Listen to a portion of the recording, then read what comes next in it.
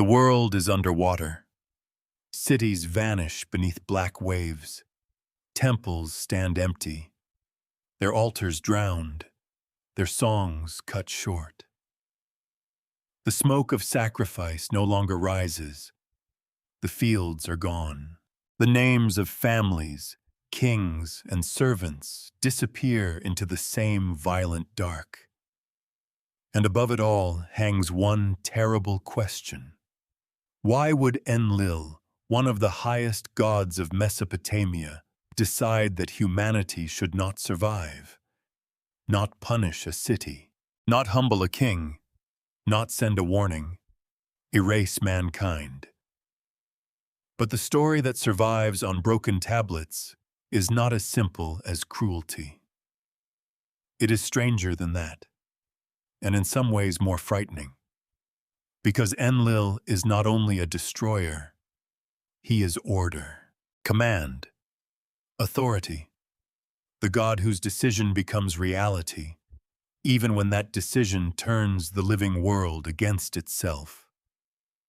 To follow this story, we have to enter a civilization that did not imagine the gods as distant symbols of comfort. In ancient Mesopotamia, the divine world had hierarchy, labor, politics, irritation, hunger, and fear. The gods could create. They could bless. They could also regret. Before we venture further into the shadows, take a moment to subscribe, so you never miss a secret that history has tried to forget. And as we begin, leave a comment letting us know where in the world you are watching from tonight. It's a reminder of how far these forgotten echoes can reach. What remains to us is incomplete. Clay tablets damaged by time, copied by scribes, preserved in fragments, and separated by centuries. Yet through those fractures, a disturbing pattern can still be seen. Humanity was made for a purpose. Humanity became too much, and Enlil, guardian of cosmic order, chose silence over noise. This is not just a flood story. It is an ancient investigation into power, dependence, and the dangerous moment when those who rule decide the world would be cleaner without the ruled. Chapter 2. The God whose name made kings tremble. To understand why Enlil could order a flood, we first have to understand what kind of God he was. Not a household spirit, not a local guardian standing politely at the edge of a city gate, not a gentle father watching over the harvest with endless patience. Enlil belonged to the highest level of the Mesopotamian divine world. In Sumerian tradition, he stood among the great powers who shaped the order of heaven and earth. His authority was not decorative. It was the kind of authority that made kings nervous, priests careful, and scribes precise with every sign they pressed into clay. Even his name carries weight, though ancient names rarely give up their meanings cleanly. Enlil is often understood as Lord Wind or Lord Air, but this should not make us imagine a soft breeze moving through reeds. In Mesopotamian thought, wind could be breath, storm, command, force, the unseen pressure that moved across the world and changed it. It could fill lungs, flatten fields, carry omens, or darken the sky. That is a useful way to approach him. Not always visible, but impossible to ignore. The Mesopotamian gods were not simple moral examples. They were not created to behave like perfect teachers in a children's story. They could be wise, jealous, generous, impatient, hungry, strategic, and dangerous. They reflected a world where survival depended on rivers that flooded unpredictably, kings who claimed divine favor, labor that broke bodies, and political order that could collapse in a season. Enlil, more than almost any other god, embodied the principle that order must be maintained. And order, in the ancient imagination, was not always kind. When later readers encounter Enlil in flood traditions, it is tempting to flatten him into a villain. He hears human noise, becomes irritated, and chooses destruction. That reading is understandable. From the human side of the story, his decision is monstrous. No careful interpretation should soften the horror of what the flood means. But the old scribes preserved something more unsettling than a bad-tempered god. They preserved a vision of supreme authority that sees life itself as a problem when it becomes unmanageable. That is what makes Enlil frightening. He is not chaos. He is not a demon of pure malice. He is the opposite. The divine administrator of hierarchy, decree, boundary, and judgment. In a world built on service to the gods, Enlil represents the power to decide what fits inside the cosmic arrangement and what must be cut away. His decisions shape more than weather. They touch kingship itself. Mesopotamian rulers did not simply rule because they were strong enough to hold a throne. They needed recognition from the divine world. A king might command armies, build walls, dig canals, and commission hymns praising his own greatness. But legitimacy still had to descend from above. Without the favor of the gods, power was unstable. Without Enlil's approval, it could look dangerously incomplete. This is why Enlil's name appears so often in the language of kingship and fate. He is connected with decrees, destinies, and the structure by which heaven authorizes earth. The king may sit in a palace, but the deeper permission comes from a realm beyond human negotiation. Imagine being a ruler in such a world. You inherit a city, perhaps after war, intrigue, or the death of a father. You command scribes to record your victories. You pour wealth into temples. You present yourself as the shepherd of the people. But somewhere behind the polished language of royal inscriptions is the fear that the God who grants rule may also withdraw it. A human king can be praised today and erased tomorrow. Enlil's authority made that possibility sacred. This does not mean every city imagined him in exactly the same way across every century. Mesopotamia was not one frozen culture. It was a long, changing world of Sumerian, Akkadian, Babylonian, and Assyrian traditions, with myths copied, adapted, translated, and argued over by generations of scribes. The same divine figure could gather new associations over time. Stories could shift. Emphasis could change. But the outline remains clear enough. Enlil was a god before whom human ambition had to bow.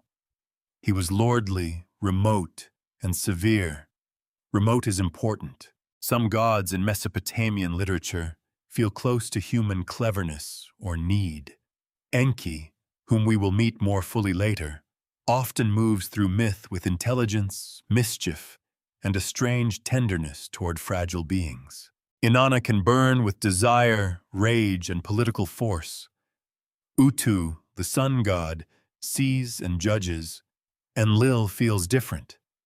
He is often positioned above the mess, at least until the mess reaches him. He does not need to persuade. He declares. His power is not intimate. It is institutional, almost cosmic in its distance. He is the voice of the high assembly, the weight behind the verdict, the decision that others must answer to. That distance helps explain why his anger in the flood story feels so cold.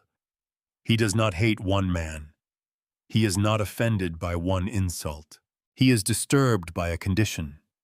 Humanity has become too numerous, too noisy, too disruptive to the order the gods intended.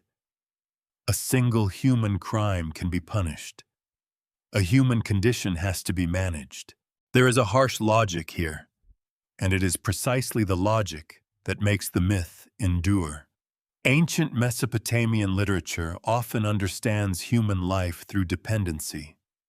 People need the gods for grain, water, fertility, victory, and breath. But the gods also need people for labor, temples, offerings, and ritual attention. This creates a dangerous relationship. Humanity is necessary, but not sovereign, valuable, but not safe. Enlil stands at the center of that contradiction. He can authorize civilization, but he can also decide civilization has become too loud. He can grant kingship, but no king can claim to own the decree. He can sustain order, but his version of order may leave little room for human suffering. This is why the flood story is not merely about divine violence. It is about the terror of being governed by a power that does not need your consent and may not fully value your experience. For ancient audiences, this was not abstract philosophy. They lived under kings, canals, temple economies, labor obligations, famine, disease, and war. They knew what it meant for decisions made above them to become reality below them. Enlil gives that experience a divine shape.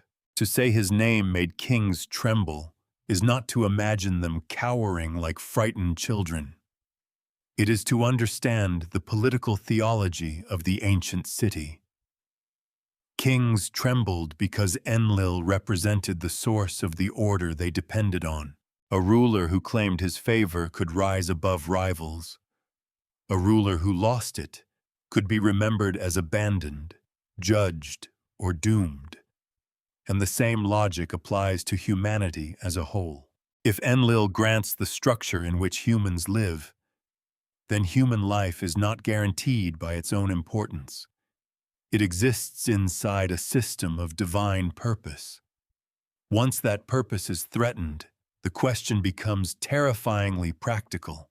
What happens when the God of order decides that mankind has become disorder? The answer will not begin with the flood. It begins earlier, before human voices filled the land, before cities rose in the dust and brick, before offerings smoked in temple courtyards. It begins in a world where the gods themselves were tired. Chapter 3. Nippur, the city without a human king. Every great god needs a place where their power touches the ground. For Enlil, that place was Nippur. Not the loudest city, not always the richest, not the kind of imperial capital whose name survives because armies marched outward from its gates and forced the world to remember it. Nippur's authority was stranger than that. It was not simply political, though politics gathered around it. It was not simply religious, though religion was its deepest language. Nippur mattered because Enlil mattered. And in Mesopotamia, that distinction could make a city more powerful than a throne. At the center of Nippur stood the Ikur, Enlil's great temple, a name often understood as the mountain house. That image is worth pausing over. Southern Mesopotamia was a land of flatness, river plains, reeds, canals, fields, and mud brick cities rising from the alluvial earth. A mountain was not just scenery. It suggested height, permanence, separation from ordinary life. To call a temple a mountain was to imagine it as a raised point between worlds, a sacred elevation built not of stone peaks, but of human labor, brick, ritual, and belief. The Ekur was not merely a building where people came to pray when life became frightening. It was a place where cosmic authority was staged on earth. Offerings moved through it. Priests served within it. Rulers honored it. Scribes preserved its name. The temple made Enlil's distance feel present. That is one of the quiet tensions in Mesopotamian religion. The highest gods were remote, yet they required houses. They were beyond human reach, yet they had daily needs. They shaped destiny, yet their statues, temples, fields, and cults depended on human hands. A god like Enlil could be imagined as lord of command and fate, but his earthly presence still had an address. And that address gave Nippur its peculiar gravity. The title, City Without a Human King, does not mean no one managed its affairs. No officials collected goods. No workers repaired walls. No priests argued over duties. And no powerful families looked after their own interests. Ancient cities were never that simple. The phrase points to something more symbolic. Nippur's true lord was Enlil. Its deepest identity did not depend on a dynasty. This made the city politically useful in a way that a normal royal capital could never be. A king could conquer territory. He could claim descent, victory, strength, wisdom, justice, and the protection of many gods. But to be recognized at Nippur, to honor Enlil properly, to place one's rule within the orbit of the Ikur, that was a different sort of claim. It said that kingship was not only enforced by soldiers, it was acknowledged by the divine order. Here, the story of Enlil comes down from the sky and enters the machinery of government. Because myths do not live only in the imagination. They live in institutions.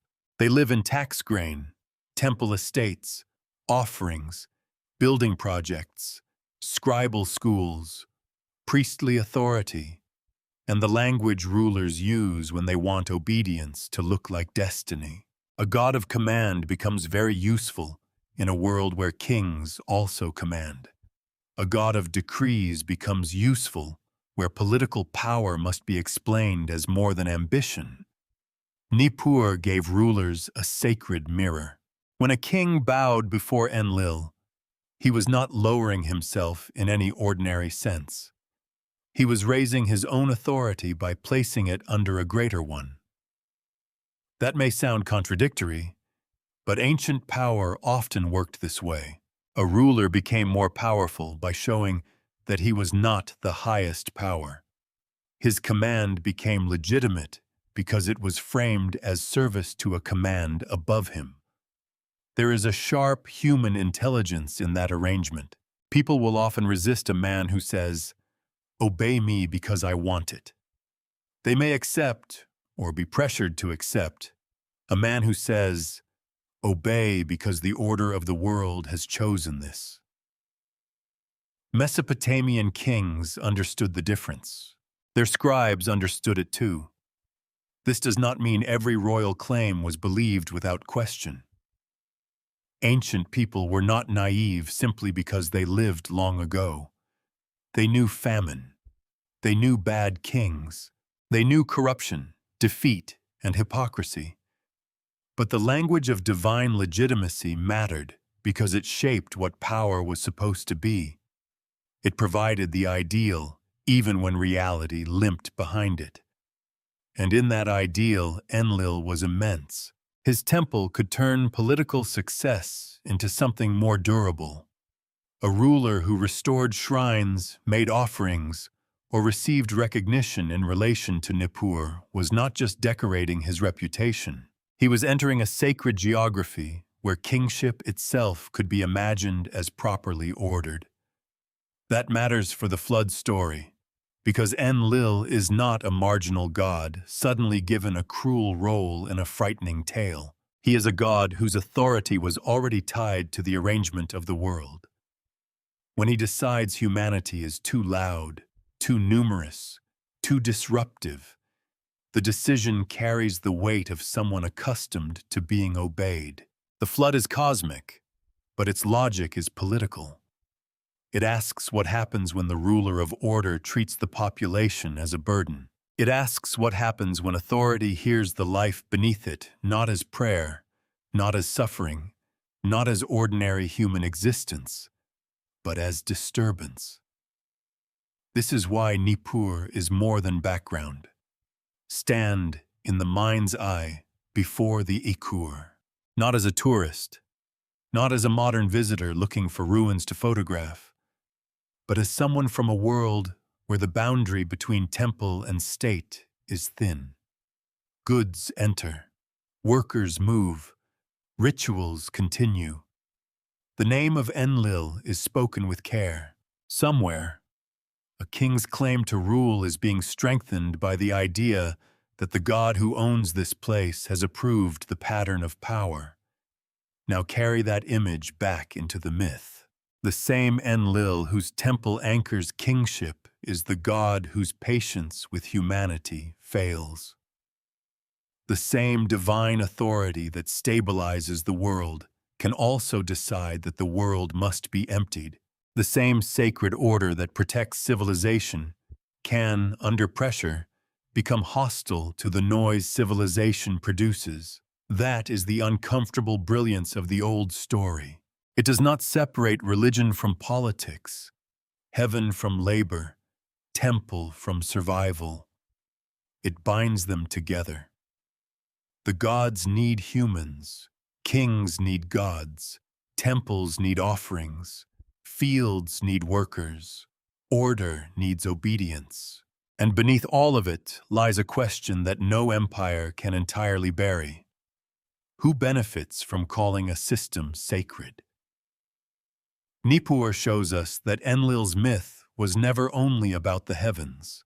His power had walls, courtyards, priests, economies, and royal ambitions attached to it.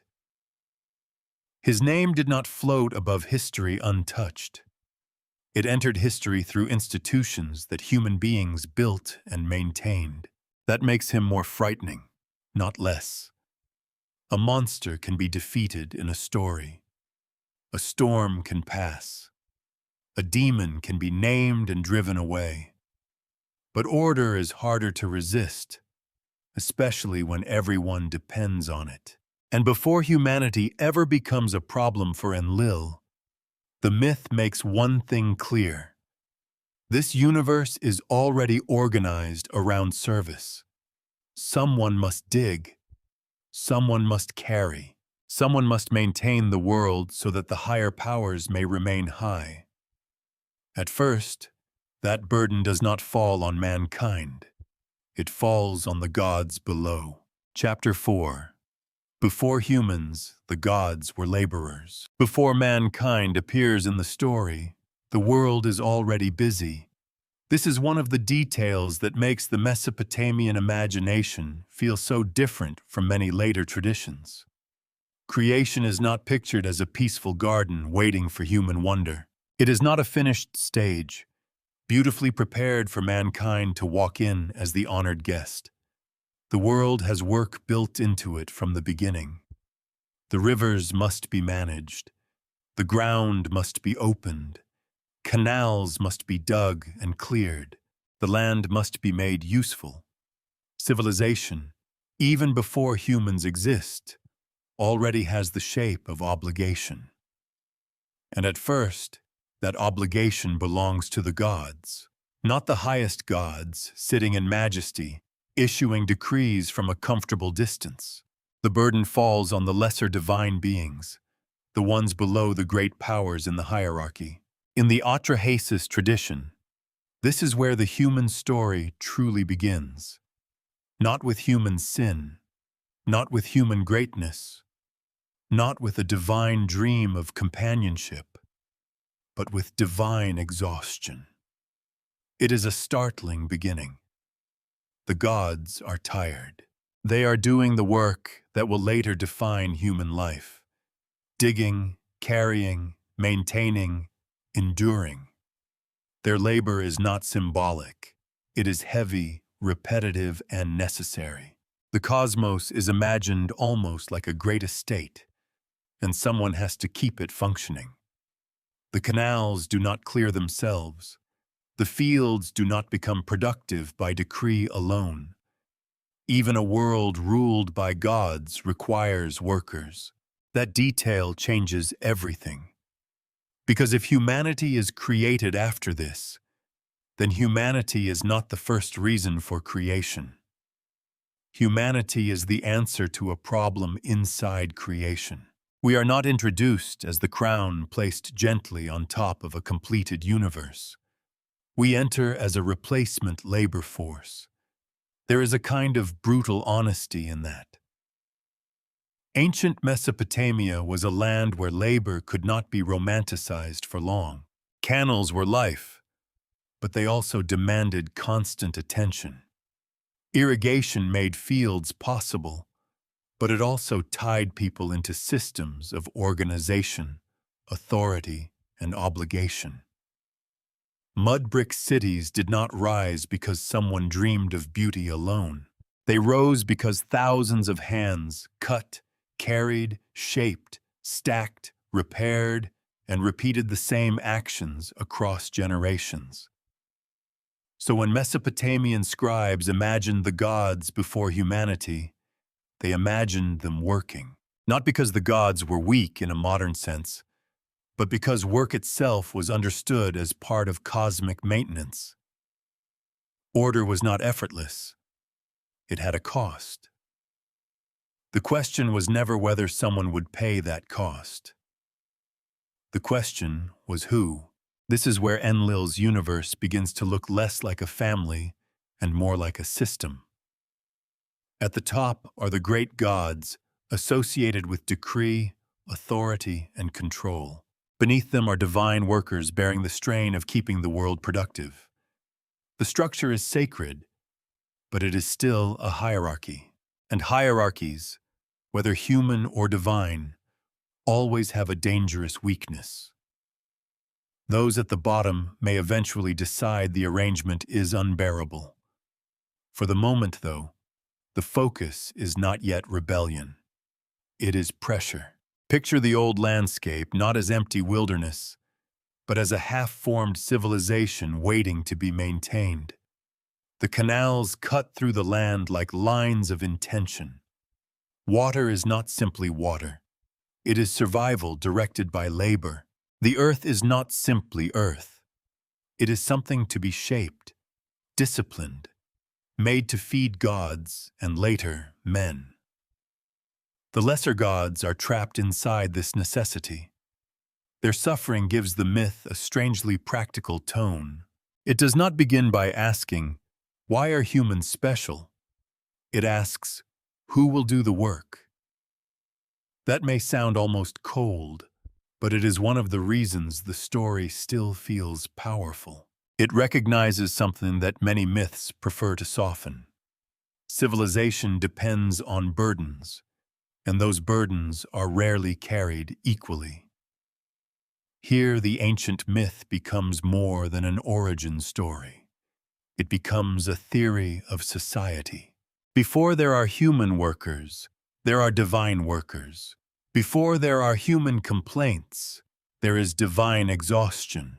Before human beings are told to serve the gods themselves have already discovered what service can feel like when it becomes endless. This does not make the gods human exactly, but it makes their world uncomfortably recognizable. Anyone who has lived beneath an authority that benefits from their labor can feel the shape of this story. The myth does not need to explain exhaustion in great philosophical language. It simply shows beings forced to maintain a system they did not design, for powers who stand above them. That is why the birth of humanity will carry such a dark shadow. If humans are made to relieve the gods, then human suffering is not an accident added later. It is built into the reason for human existence. Work is not merely a condition of life after some fall from perfection. In this tradition, work is the assignment for which mankind is made. The implications are enormous. Human beings will cultivate the land, support temples, make offerings, build cities, and reproduce the order that the gods require.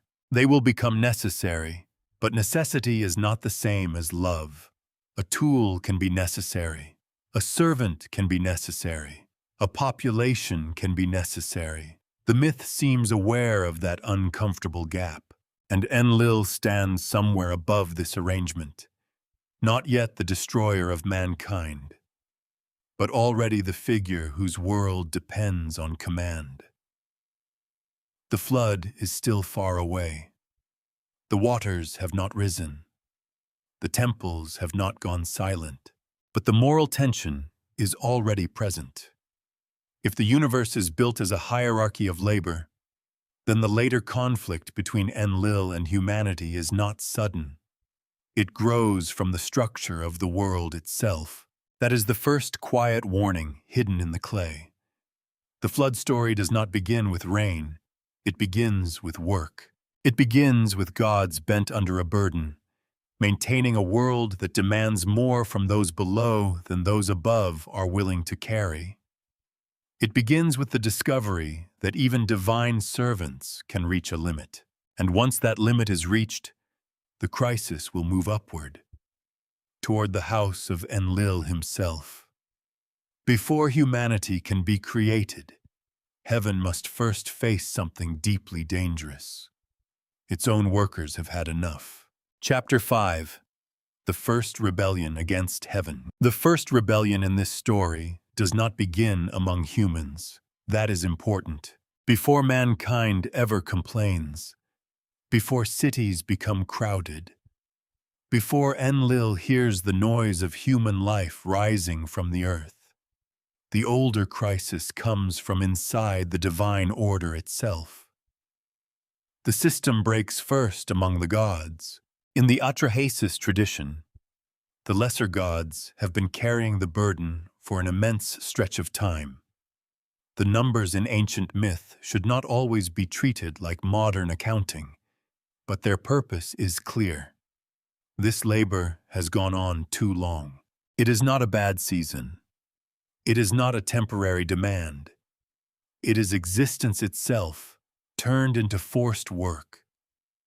They dig, they clear, they carry, they maintain the waterways that make ordered life possible.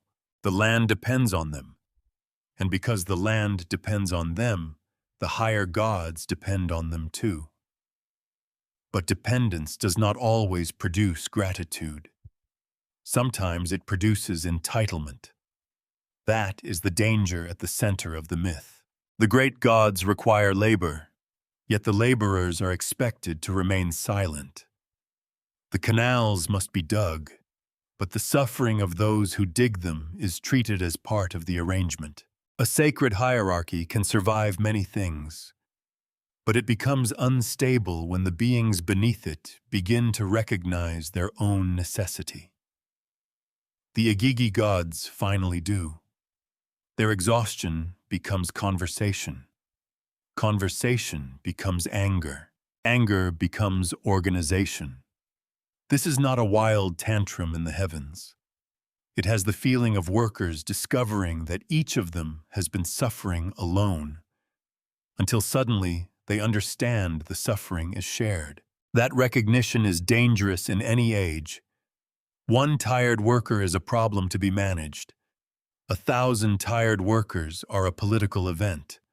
The myth gives this divine uprising a startlingly earthly texture. The gods do not simply whisper dissatisfaction in distant corners of heaven. They gather. They move together. In some tellings, they burn their tools, the very instruments of the labor that has defined them. That image, whether read literally within the story or symbolically, is one of the most powerful moments in the tradition.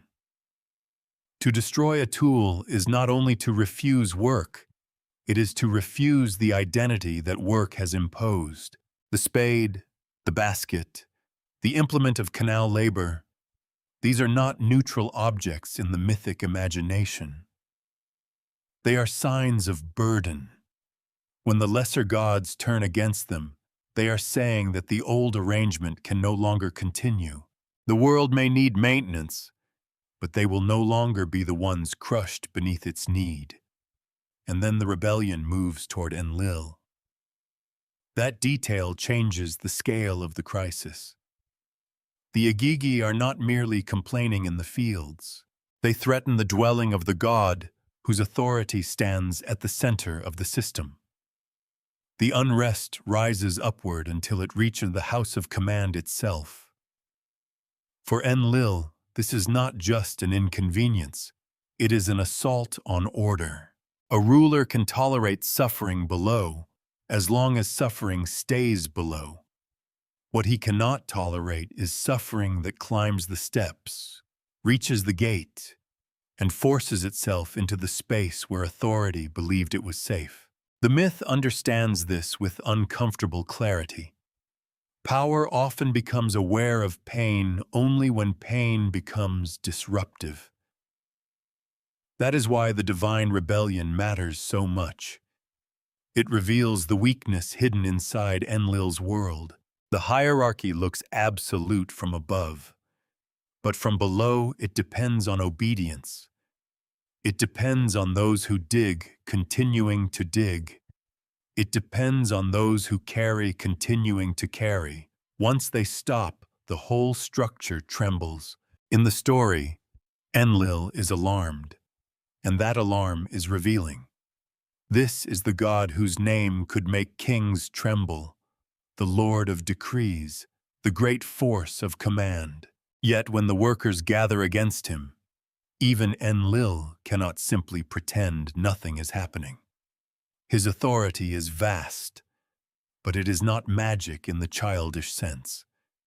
It still requires a functioning order beneath it.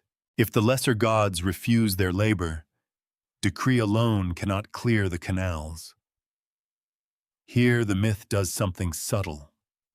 It does not present rebellion as evil by default, nor does it present the rebels as heroic in a modern revolutionary sense. It shows a crisis of imbalance. The lower gods have been made to bear what the higher gods will not bear. The result is not philosophical debate, but collective refusal. The old world has reached its limit, and because the crisis is divine, the solution must be divine as well. The great gods must meet. They must discuss what has gone wrong. Enlil's house has been threatened, but the problem cannot be solved simply by punishing the rebels. That would only preserve the structure that caused the crisis. If the labor remains unbearable, the revolt will return. So the gods face a more difficult question. How can the system continue without forcing the lesser gods to keep doing the work? This is the moment when humanity begins to appear, not yet as flesh and breath, but as an idea, a replacement. That is the dark hinge of the story. Human beings enter the imagination of the gods because a labor dispute has reached the highest levels of heaven. We are not created because the gods are lonely. We are not created because the universe feels incomplete without our songs. We are created because the divine workers can no longer endure the workload, and someone else must take it from them. It is hard to overstate how unsentimental that is. Many later readers want origin stories to flatter humanity.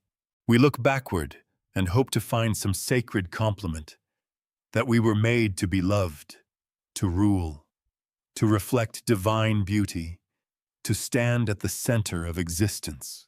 The Atrahasis tradition offers something colder, but perhaps more honest about the society that produced it. Humanity is born from a staffing problem. There is almost a dry, bureaucratic cruelty in that idea. The cosmos has a task that must be done. The current workers have gone on strike. Management needs a solution. And yet the myth is not shallow cynicism. It does not say humans are meaningless. In fact, the creation of humanity will involve divine craft, sacred materials, and the work of powerful gods. Human beings are not ordinary mud animated by accident. There is something holy in their making. But holiness does not equal freedom. That is the contradiction the story refuses to hide. Humanity can be sacredly formed, and still structurally subordinate. We can carry divine substance and still be assigned to labor. We can be valuable and disposable at the same time. That contradiction will shape everything that follows. For now, the flood remains only a distant possibility. Enlil has not yet demanded human extinction because humanity does not yet exist, but the roots of his later hostility are already visible. He belongs to a system that seeks order through hierarchy. When pressure rises from below, his instinct is not to dissolve hierarchy, but to restore it by redesigning who carries the burden. The rebellion of the Igigi is therefore the first warning. It shows that the divine order is not naturally peaceful. It must be maintained. It can be resisted. It can produce suffering so intense that even gods rebel against gods. And when that happens, the solution chosen by heaven is not equality, but transfer. The burden will move downward, from lesser gods to human hands, from divine exhaustion to mortal life. And once mankind has been created to solve the gods' problem, mankind will inherit not only the work, but the danger that comes with being necessary to powers that may one day regret needing us. Chapter 6. The Making of Humanity. The solution is proposed with the calmness of a committee solving a practical inconvenience. The lesser gods have rebelled. The old labor system has failed. Enlil's authority has been shaken, not because he has been defeated in battle, but because the machinery beneath his world has stopped moving. The canals still need digging. The land still needs maintaining. The divine order still expects food, service, and ritual attention. So the gods do what rulers often do when a burden becomes politically dangerous. They move it somewhere else. Humanity begins here, in the shadow of a transfer. In the Atrahasis tradition, the making of mankind is not a soft scene of wonder, with light falling gently across a new creature made for joy. It is more like an emergency measure dressed in sacred form. The gods need workers who can take over the exhausting tasks that have broken the Igigi. The revolt must end. The high gods must be protected from disruption, and the world must continue to function. To create humans, the gods turn to figures associated with wisdom, craft, and birth. Enki, the clever god of deep waters and hidden knowledge, plays a crucial role. So does the mother goddess, known in different traditions by names such as Mami or Nintu. Already the myth gives humanity a strange double origin. We are not simply made by command, nor simply born from compassion. We are engineered through intelligence and birth power, through strategy and sacred maternity. That combination matters. Enki understands systems. He knows how to bend rules without openly breaking the entire world. Mami, or Nintu, gives form to life. The creation of humanity requires both: a mind capable of solving a divine crisis, and a womb-like creative force capable of turning matter into beings who can breathe, work, multiply, and suffer. The material is clay. That choice is not accidental. Clay was everywhere in southern Mesopotamia. It was the stuff beneath feet, the substance of bricks, tablets, seals, walls, bowls, and records. Clay could be shaped, impressed, dried, broken, repaired, and buried. It was humble, but it was also the medium through which civilization remembered itself. To say humanity was formed from clay is to place human beings very close to the material world. Wet earth in divine hands. We are not imagined as pure spirit trapped in flesh. We are shaped from the same kind of substance used to build cities and write accounts. There is dignity in that, but also fragility. Clay holds an impression, but it can crack. Clay can preserve a name for thousands of years, but it can also dissolve back into mud. Yet in Atrahasis, clay alone is not enough. The creation of humans also involves divine substance, connected in the tradition with the death or sacrifice of a god. The details vary across ancient accounts, and scholarly reconstruction must be cautious, because these texts come down to us through damaged tablets and later copies. But the central idea is clear enough. Mankind is not only earth. Something divine is mixed into the making. This is one of the most haunting features of the myth. Humanity is created to do the work the gods reject, but humans are not made as empty tools. They contain a trace of the divine world. The laborer carries sacred residue. The servant is formed from clay and godhood together. That is not comforting in any simple way. It makes the human condition more painful, not less. If people were merely mud, their suffering might be treated as natural. If they were purely divine, their subordination would be impossible to justify. But the myth places them between, low enough to labor, sacred enough to matter, mortal enough to be controlled. This is the contradiction that will eventually make Enlil's flood so disturbing. He does not seek to erase creatures that are worthless. He seeks to erase beings whose existence the gods themselves authorized, beings formed through divine planning and sacred material. The flood is not the destruction of an accident. It is the attempted reversal of a decision heaven made for its own convenience. Humanity, in this tradition, is born inside a debt it did not choose. From the first breath, the human role is service. People will work the land. They will build and maintain temples. They will provide offerings. They will relieve the gods of toil. Later cultures would often ask what humans owe the divine because the divine created them. Atrahasis gives that question a sharper edge. Humans owe labor because labor was the reason they were created. The myth does not pause to ask whether mankind consented. Of course it does not. Consent is not part of the arrangement. The newly made human beings arrive already placed inside a structure older than themselves. They inherit a cosmic economy, a sacred chain of need, and a set of expectations written before they existed. That may be why the story feels less like a celebration of human beginnings and more like the origin of a condition.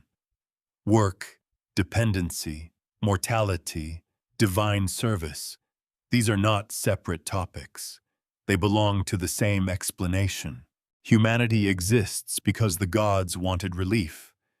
But the relief must be living, fertile, organized, and obedient.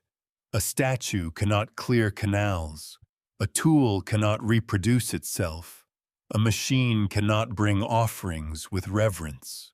The gods require workers who can sustain the system across generations. So mankind must be alive. And because mankind is alive, the solution will eventually become unstable. This is the irony Enlil does not yet have to face. A living labor force is never merely a labor force. It breathes. It desires. It gathers in settlements. It has children. It grieves its dead. It talks, argues, sings, complains, celebrates, and fills the air with presence. If the gods wanted quiet tools, they made the wrong creature. They made people. This is where the myth's brilliance becomes almost cruel. The divine world creates humanity to solve the problem of exhausted workers. But by making humans capable of life, it creates a new problem that cannot be neatly contained. Human beings are useful because they are alive. They become threatening for the same reason. Enki's involvement makes the matter even more complicated. He is not simply helping Enlil restore order. In later moments of the story, Enki will become the hidden protector, the one who finds ways to keep humanity alive when Enlil wants it reduced or destroyed. But even here, at the beginning, his role is ambiguous. He helps create the species whose suffering will follow from the divine arrangement. He is benefactor and designer, protector and participant. The myth does not let anyone remain morally simple. Mami or Nintu, too, gives life under conditions not entirely tender. She is associated with birth, but birth in this story is already tied to labor in both senses of the word. The labor of making life and the labor life will be forced to perform. Creation is sacred, but it is not innocent. And perhaps that is what the ancient scribes understood better than we sometimes expect. Origins are rarely pure. A city may begin with a shrine, but also with drainage ditches, taxation, and forced labor. A kingdom may begin with divine language, but also with conquest. A temple may be called a house of heaven, but someone still has to carry the bricks. The making of humanity in Atrahasis compresses that whole hard truth into one scene. Clay shaped by gods, divine substance mixed in, and a new creature brought forward to carry an old burden. There is beauty here, but it is a troubled beauty. Human beings are not meaningless. They are deliberately made. They belong to the sacred order. Their existence is important enough to require the attention of great powers. But they are also made for use, and once that is understood, the later flood no longer appears as a sudden madness. It becomes the terrible consequence of a system that never asked what humanity might become beyond its function. The gods needed hands. They received voices. Chapter 7. The burden passed down. Humanity opens its eyes inside an arrangement it did not choose. That is the quiet cruelty of the Atrahasis tradition. People are made, yes. They are shaped with divine attention. They carry something more than ordinary earth in their beginnings, but they do not arrive into freedom. They arrive into a job. The burden that once bent the lesser gods now descends into human hands. From this point forward, the world becomes recognizably human. Fields must be worked. Canals must be cleared. Food must be produced. Temples must be supplied. Offerings must rise. The gods have escaped the heaviest labor, but the labor itself has not vanished. It has merely changed owners. This is one of the most unsettling ideas in the story. Creation does not remove suffering. It redistributes it. The myth does not need to describe every human task in detail for the meaning to be clear. In Mesopotamia, work was not an abstract moral lesson. It was mud under the feet, water managed through channels, grain measured and stored, bricks shaped in the sun, animals tended, walls repaired, and obligations counted. Civilization was not a shining monument floating above hardship. It was hardship organized into permanence. Human beings become the living foundation of that permanence. And because they are living, their service is complicated. They do not simply perform labor like silent tools. They form households. They marry. They bear children. They bury the dead. They gather in settlements that grow into towns and cities. They speak across courtyards and fields. They complain because pain teaches language quickly. They sing because labor without song can become unbearable. They pray because a world ruled by gods leaves little room for indifference. Already, the divine solution begins to produce new consequences. The gods wanted relief from work, but the beings created to provide that relief bring with them reproduction, memory, grief, desire, and noise. They are useful because they can continue the system without constant divine effort. Yet that same capacity to multiply makes them difficult to contain. This is where the myth becomes painfully intelligent. It understands that any authority which creates a dependent class also creates a relationship of risk. The workers may be necessary, but necessity gives them presence. They occupy space. They require food. They create demands. They become visible. And over time, what was designed as a solution begins to look, from above, like a disturbance. For humans, however, this is simply life. No one born into the world experiences existence as a neat administrative answer to a divine labor shortage. A child does not know it has inherited the exhaustion of gods. A farmer does not wake before dawn thinking, "I am the replacement for the Agigi." A mother grinding grain, a worker cleaning a canal, a priest preparing offerings, each lives inside immediate needs, family pressures, hunger, fatigue, fear, hope. Myth gives that ordinary life a cosmic explanation, but it does not make it easier. If anything, it makes it heavier. Because in this tradition, human beings are not merely mortal by accident. Their mortality belongs to the structure. They are made to carry work across generations, but no single human lasts very long. The burden passes from parent to child, from village to village, from one set of hands to another. Death removes the worker. Birth replaces the worker. The system continues. There is a bleak elegance in that. The gods do not need one immortal servant. They need a species. A species can be renewed. A species can spread. A species can produce offerings tomorrow even when today's laborers are gone.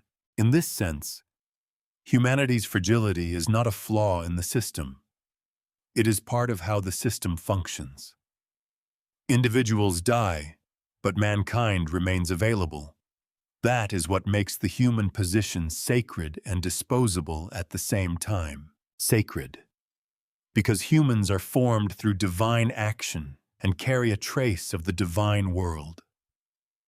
Disposable, because the system values continuity more than any single life.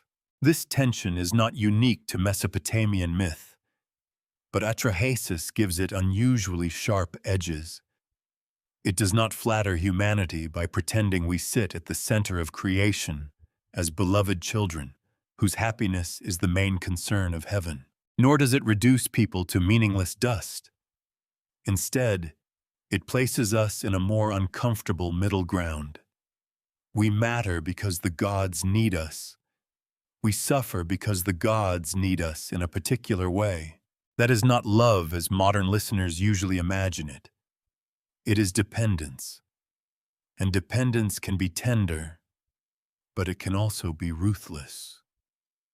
The gods need offerings, but offerings require human labor. They need temples, but temples require human communities. They need ritual order, but ritual order requires reproduction, agriculture, craft, hierarchy, and time. Once humans exist, the divine world is tied to them more deeply than Enlil may wish to admit. This is the contradiction that will become impossible to ignore after the flood. If humanity is destroyed, the gods lose the very service for which humanity was made. But before that crisis arrives, the contradiction hides inside daily life. The system appears to work. The gods receive relief. The humans carry the burden. The world continues. That, perhaps, is the most dangerous moment in any unjust arrangement. The period when it functions. Not peacefully, not fairly, just effectively enough that those above can call it order. From the human perspective, the burden passed down becomes culture. Work becomes duty. Duty becomes religion. Religion becomes the language that explains why the world is shaped this way. A canal is not only a canal, it is survival, obligation, and service to the gods. A harvest is not only food, it is the material basis of offerings, temple wealth, and social order. The sacred and the practical are bound together so tightly that separating them would have made little sense. And this is why Enlil's later anger cannot be understood as a simple reaction to bad behavior. Humanity's noise grows out of the very features that make humanity useful. People multiply because the species must continue. They gather because labor and survival require organization. They fill the land because the divine solution was designed to be self-renewing. Then Enlil hears the result and finds it intolerable. There is a deep irony there, almost too bitter to miss. Heaven creates a living population to solve a labor problem, then becomes disturbed when that population behaves like the living. The gods want human service without human overflow. They want production without pressure. They want offerings without the crowded, breathing, restless world that makes offerings possible. The myth does not say this in modern political language. It does not need to. Its images are enough. The burden is passed down, and with it comes the sound of life.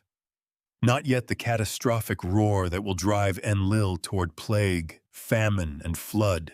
At first, it is only the ordinary human murmur of a species beginning to fill its assigned place. Tools striking earth, water moving through channels, children crying, families speaking, workers calling across fields, prayers rising toward gods who depend on the very beings they may one day fear.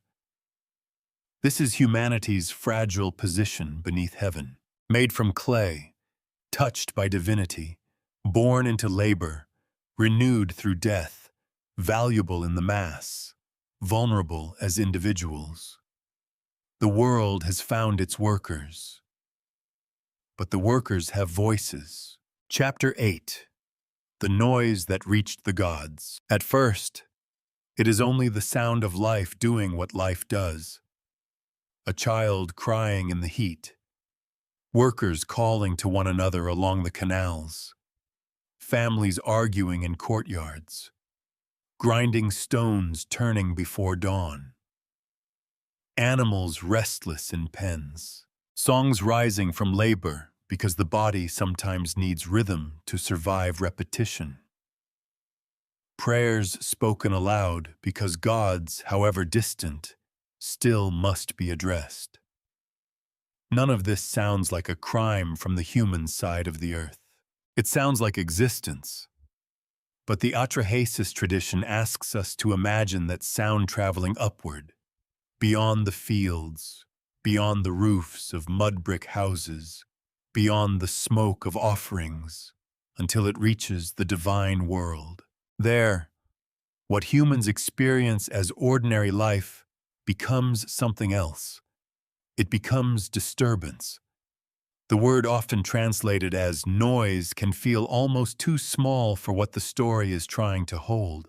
Modern readers may picture Enlil as an irritated neighbor, kept awake by people who refuse to lower their voices. That image is not entirely wrong, but it is too shallow.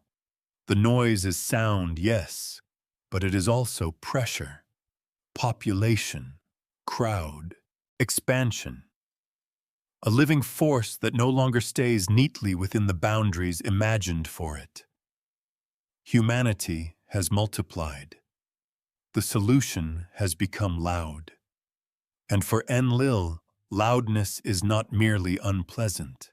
It is a sign that order is slipping out of control. This is where the myth becomes more psychologically complex than it first appears. Enlil does not respond to one act of rebellion. He is not reacting to a single king's arrogance or one city's sacrilege. He is troubled by humanity as a condition. Human life has become too present, too dense, too difficult to ignore. The very beings created to serve quietly have filled the world with their own momentum. That detail matters, because a population is different from a servant. A servant can be commanded. A population grows, spreads, adapts, and produces consequences that no command fully contains. It turns labor into households, households into settlements, settlements into cities, and cities into all the friction of human society. Birth brings joy, but also pressure on food and land. Work produces offerings, but also exhaustion. Community creates cooperation, but also conflict. The system that needed human hands now has to endure human presence. Enlil hears that presence as noise. There is something brutally revealing in that. Authority often describes the life beneath it in terms of inconvenience. The hungry become mouths.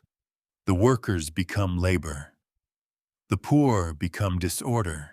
The crowd becomes noise. A whole range of human experience is reduced to the problem it creates for those above. The myth does not need to make Enlil petty. It makes him powerful enough that his discomfort becomes policy. That is far more frightening.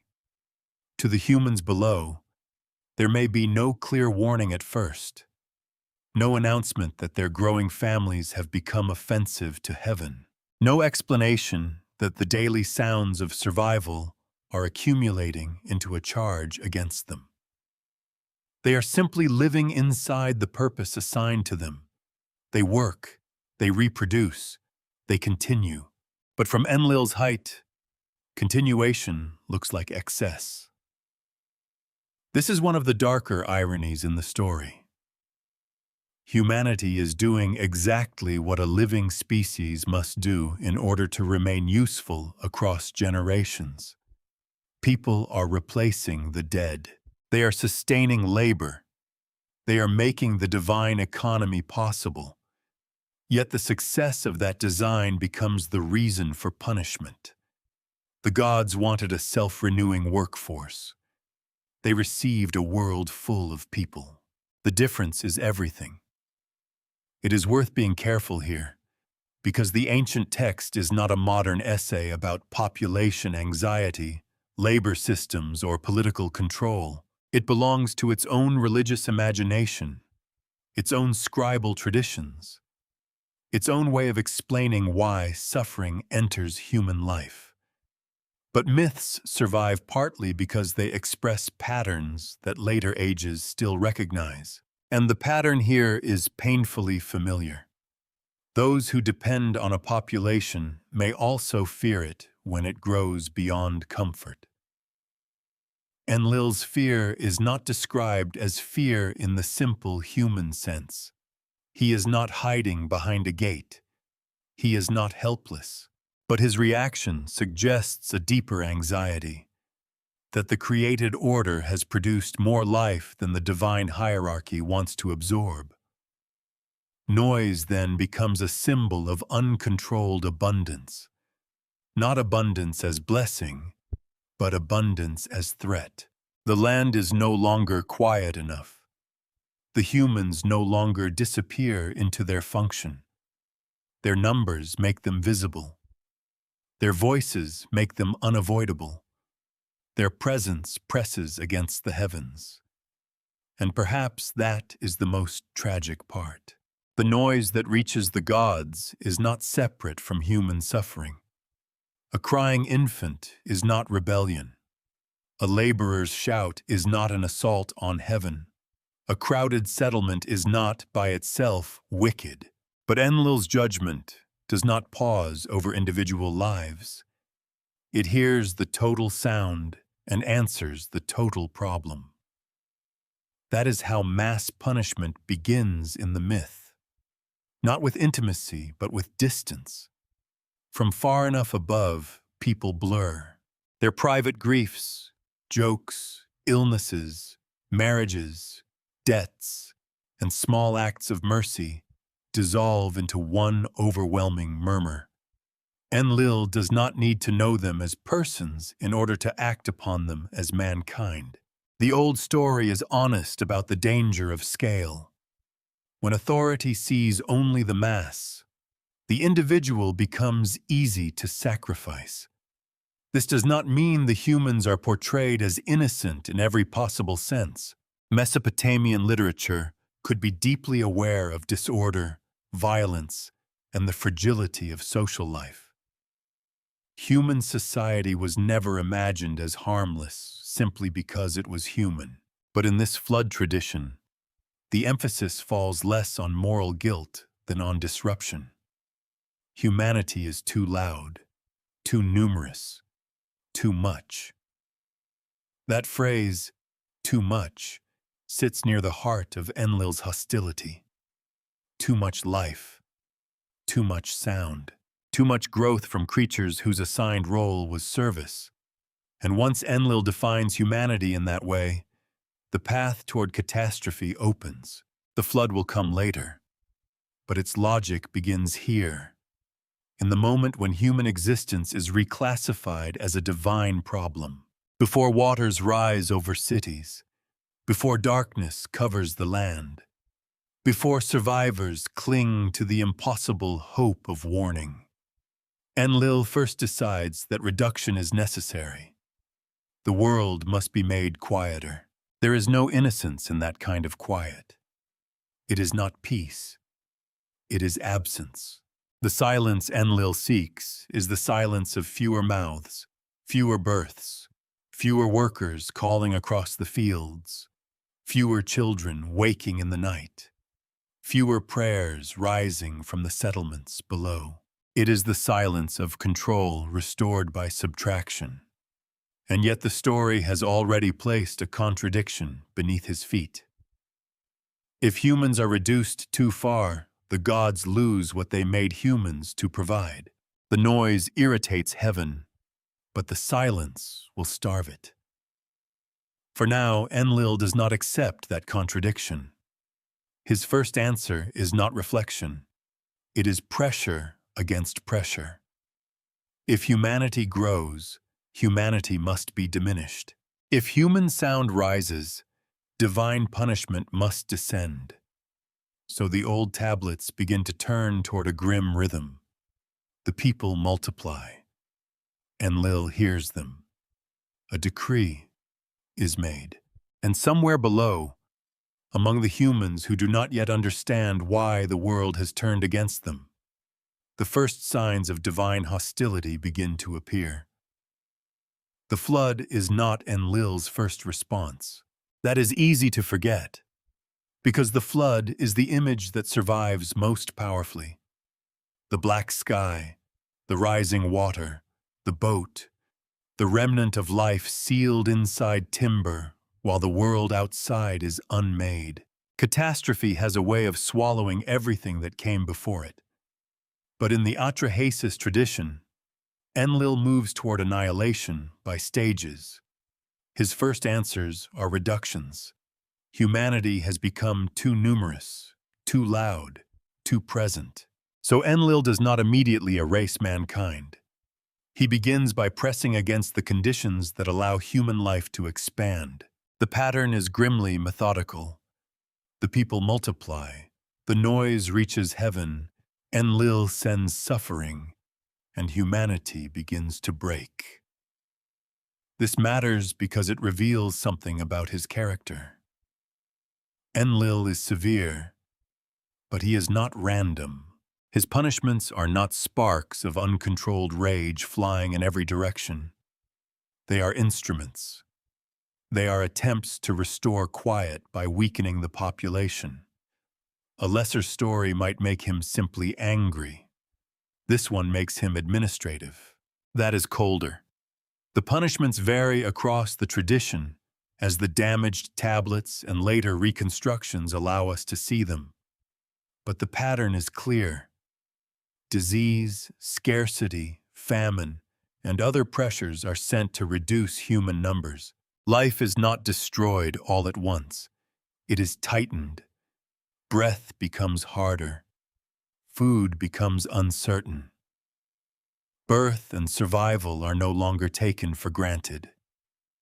Imagine the experience from below. No one in a village wakes up and sees Enlil signing a decree in the divine assembly.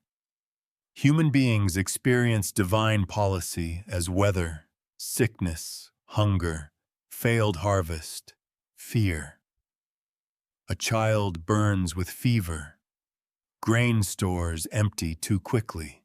The canals that once meant order now lead through fields that cannot feed everyone. People search for reasons because people always search for reasons when suffering stops feeling accidental. To the gods, this may be population control. To humans, it is grief arriving house by house. That difference is the moral distance of the story. From above, Enlil responds to a problem of scale. From below, every reduction has a name, a face, a body, a family. Ancient myth rarely pauses over individual victims the way modern storytelling might, but the silence around them is part of the horror. We are left to understand that behind the broad language of plague or famine are countless private endings, and yet mankind survives. Not because humans are stronger than Enlil. They are not. Not because they understand the divine order clearly. They do not. Humanity survives because another god intervenes. Enki. His role now begins to sharpen. Earlier, he helped solve the crisis of divine labor by participating in the making of humanity. That alone would make him important. But once Enlil turns against the human population, Enki becomes something more complicated, the hidden counterforce within the divine world itself. He does not overthrow Enlil. He does not stand in open rebellion, at least not in the simple, heroic manner we might expect. Instead, he works through intelligence, indirection, and ritual knowledge. Where Enlil decrees from height, Enki moves through hidden channels. This contrast is one of the great tensions of the myth. Enlil is authority in the open. Enki is wisdom beneath the surface. When Enlil sends suffering, Enki provides a way for Atrahasis, the exceptionally wise human, to respond. The remedy is not military. It is not defiance in the modern dramatic sense. It is ritual adjustment, strategic appeal, a change in how humans direct their attention toward the divine. Enki instructs Atrahasis in ways that allow humanity to endure what was meant to diminish it. This is not a small detail. It suggests that knowledge can interrupt power, not defeat it cleanly, not make it harmless, but complicate it. Enlil's punishments depend on humans receiving the disaster passively. Enki's advice gives them a method. It teaches them where to appeal, what to change, how to survive within a universe whose rules are dangerous but not entirely sealed. The human being does not become equal to the gods. Atrahasis survives because he listens well, because he is guided, because one god is willing to leak the knowledge that another god would rather keep contained.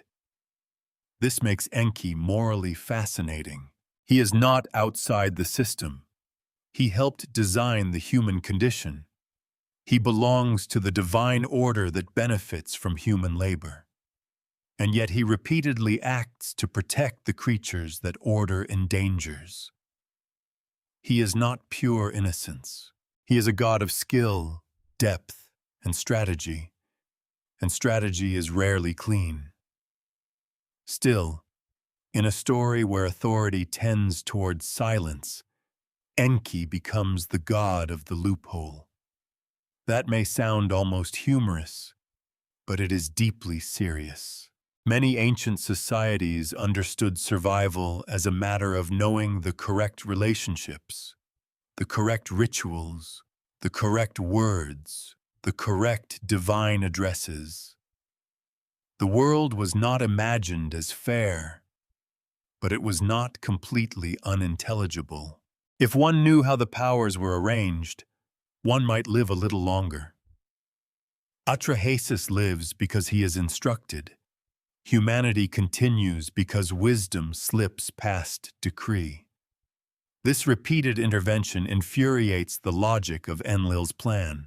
Each punishment should reduce the noise. Each disaster should make the world quieter. But after every attempt, the human presence returns. The population recovers. Life resumes its stubborn rhythm. Children are born. Work continues. The murmur rises again. From Enlil's perspective, this must feel like failure. From the human perspective, it is the ordinary miracle of survival. That word, miracle, should be used carefully here. This is not a gentle miracle. It is survival inside a hostile arrangement. It is what happens when human beings, fragile and frightened, continue because they are helped by knowledge they were never supposed to possess. And this is where Enlil's severity begins to harden. A ruler who believes reduction will solve disorder becomes more dangerous when reduction fails. The first punishments do not teach him mercy. They teach him that partial measures are insufficient. If disease fails, if famine fails, if pressure fails, then the problem must be answered more completely. The story's rhythm becomes a narrowing corridor. Enlil hears the noise. He sends punishment. Enki intervenes. Humanity survives. Enlil grows more severe. That repetition is not lazy storytelling. It is escalation. Each cycle exposes the conflict more clearly. Enlil wants a world restored to quiet. Enki will not allow the human species to be easily extinguished. Atrahasis becomes the human point where divine conflict touches Earth. This also shifts the question at the heart of the myth. At first we ask why Enlil wants humanity reduced. Then we begin to ask why Enki keeps preventing it. Is it compassion? Responsibility?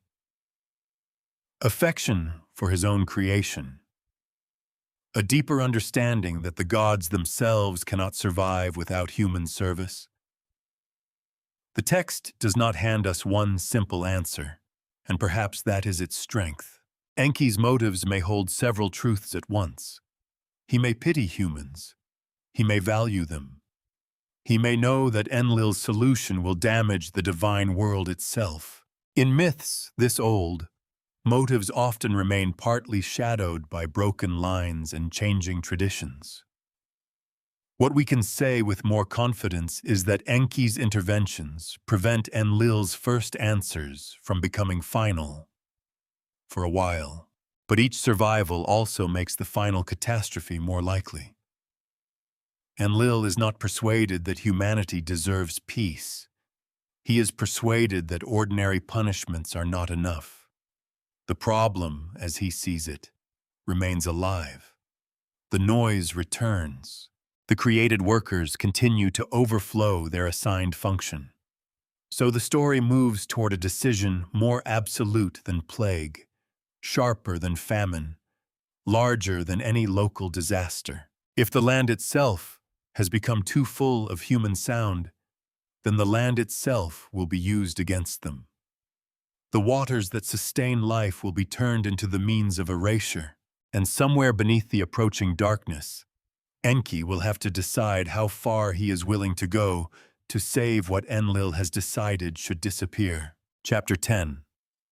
The Secret.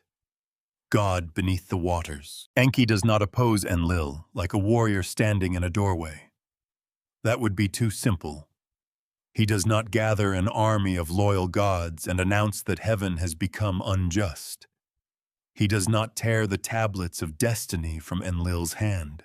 He does not save humanity by force, because force is not his natural language. Enki works differently.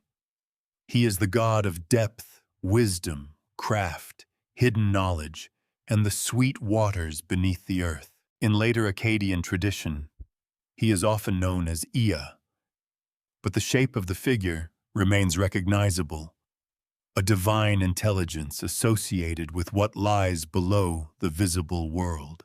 Not the storm above, not the decree shouted from the high assembly, but the quiet current under the ground, moving where no one is watching. That image tells us almost everything. Enlil's power descends. Enki's power seeps. One is the command that everyone must hear. The other is the secret that reaches the person who knows how to listen.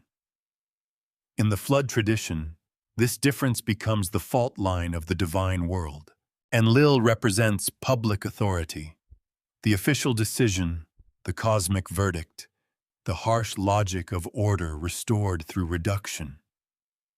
Enki represents something more elusive.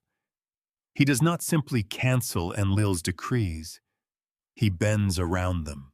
He finds gaps in them. He uses knowledge as a form of resistance.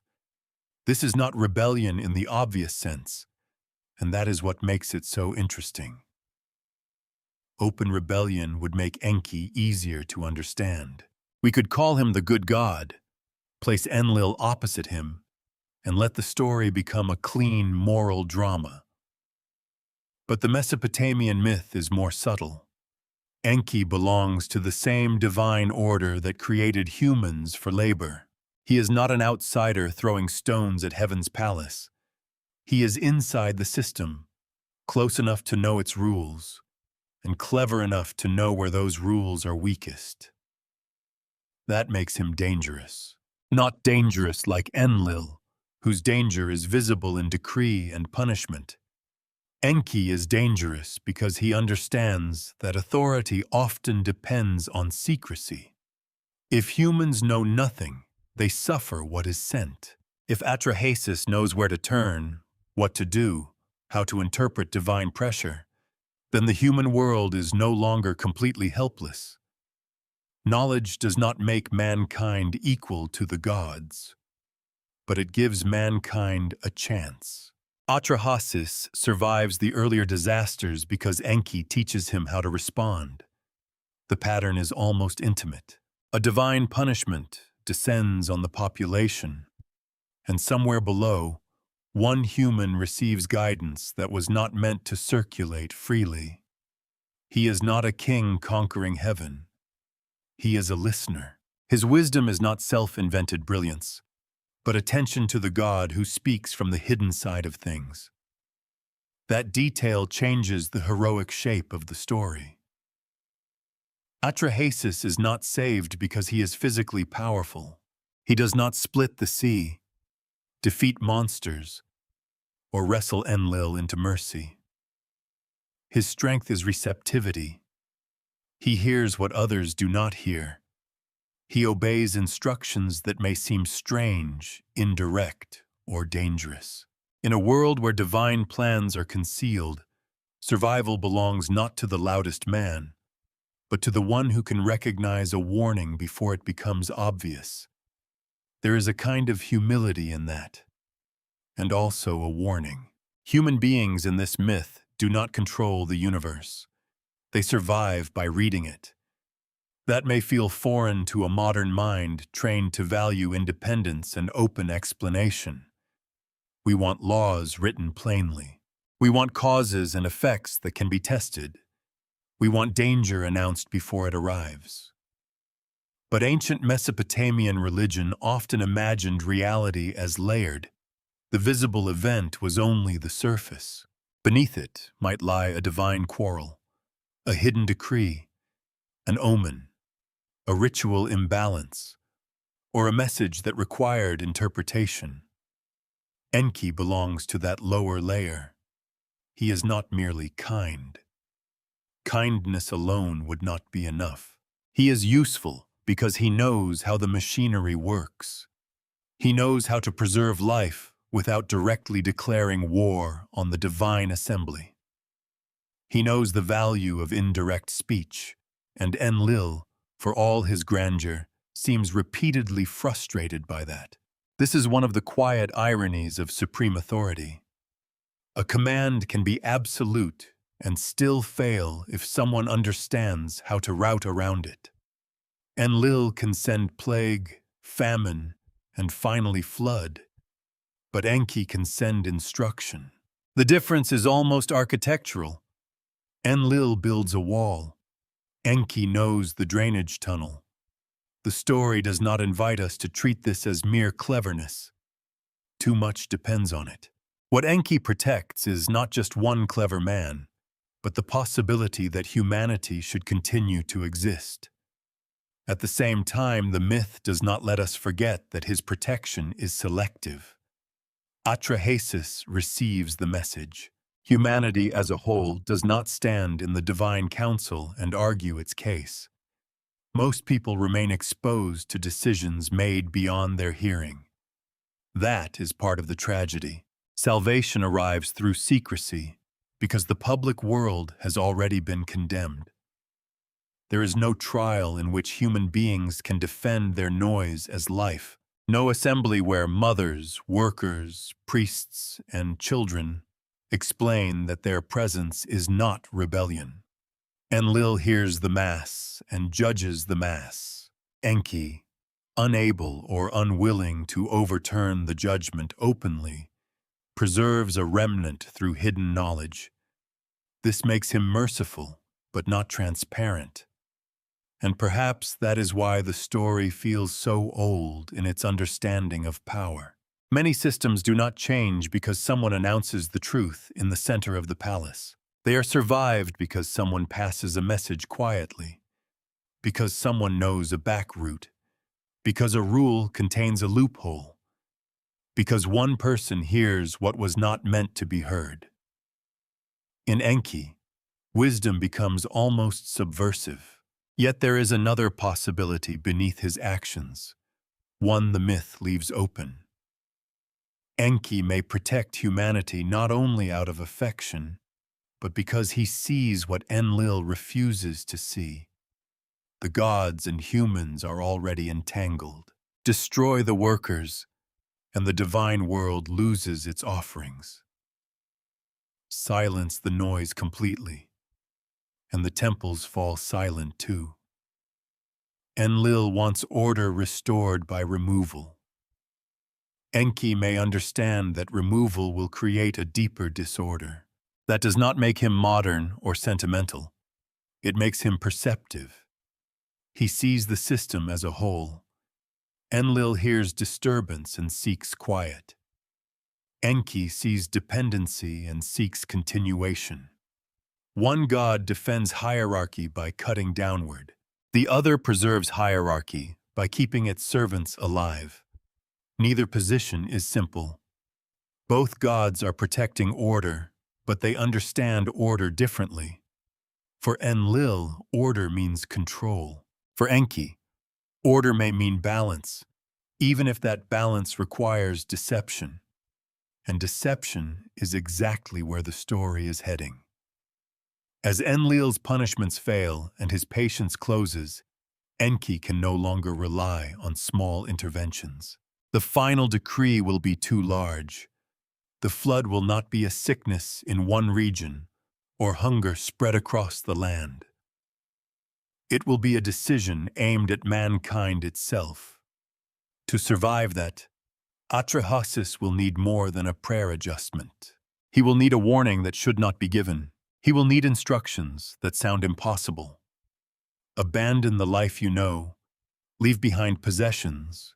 Build what no one around you understands. and trust a voice moving through the wall between human fear and divine secrecy. Enki will not shout it across the world. That is not his way. The god beneath the waters will speak as hidden wisdom often speaks, indirectly, carefully, close enough to save but far enough to deny. And Atrahasis, standing inside a world already sentenced, will have to listen. Chapter 11. The Dream, the Wall, and the Warning. By the time the warning comes, the world has already been condemned. That is what gives this moment its strange stillness. The disaster has not yet arrived. The streets are not yet flooded. The roofs are still dry. Families still measure grain, mend tools, argue over small troubles, and plan for mornings they assume will come. From the human side of the earth, life may feel tense, perhaps unlucky, perhaps haunted by earlier punishments, but not finished. Above them, however, the decision has been made. Enlil has chosen the flood. And because the divine assembly is not a public court, humanity does not get to hear the sentence. This is where Enki's intelligence becomes most dangerous. He knows the decree. He knows the limit of what he can openly say.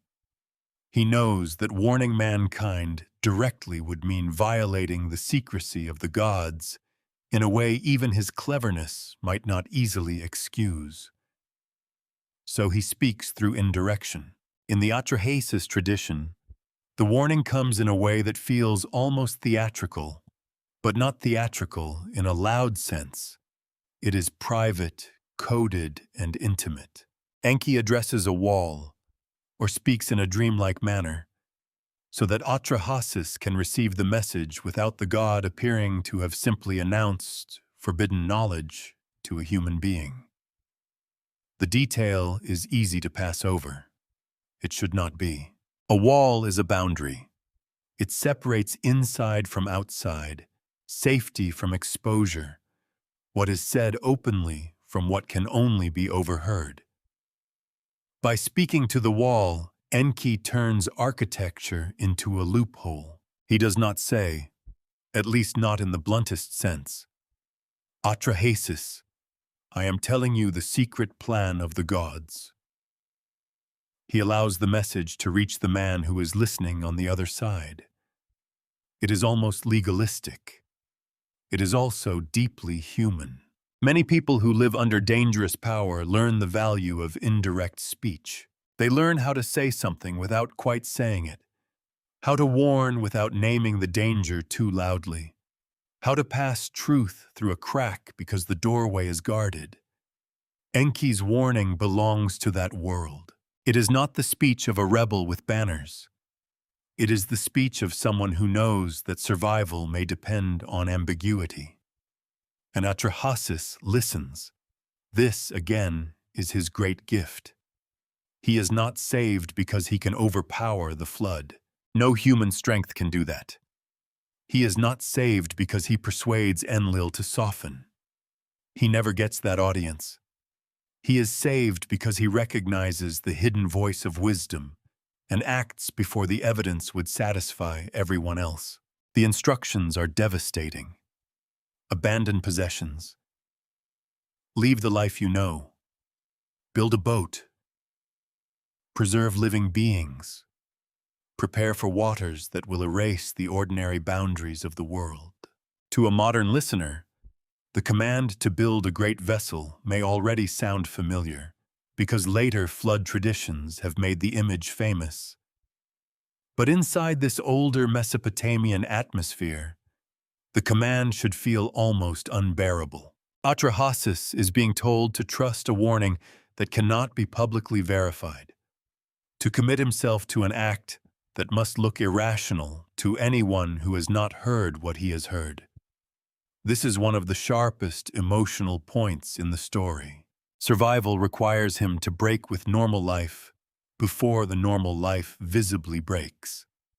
That is harder than it sounds. People rarely abandon their homes because of a whisper. They do not easily leave fields, tools, stored goods, neighbors, graves, and the heavy comfort of familiar routines. Possessions are not only wealth, they are proof of continuity. They say, "I was here yesterday, and I expect to be here tomorrow." Enki's warning asks Atrahasis to surrender that expectation. The boat becomes more than an object. It becomes an act of belief performed under pressure. Each beam, each sealed joint, each gathered provision is a decision to trust hidden knowledge over visible stability. The world around him still stands, but he must prepare as if it is already lost. There is a loneliness in that which the myth does not need to over-explain.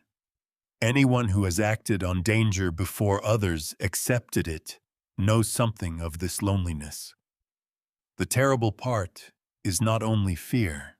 It is the knowledge that the people around you may continue living as though nothing has changed, while you carry a future they cannot yet see.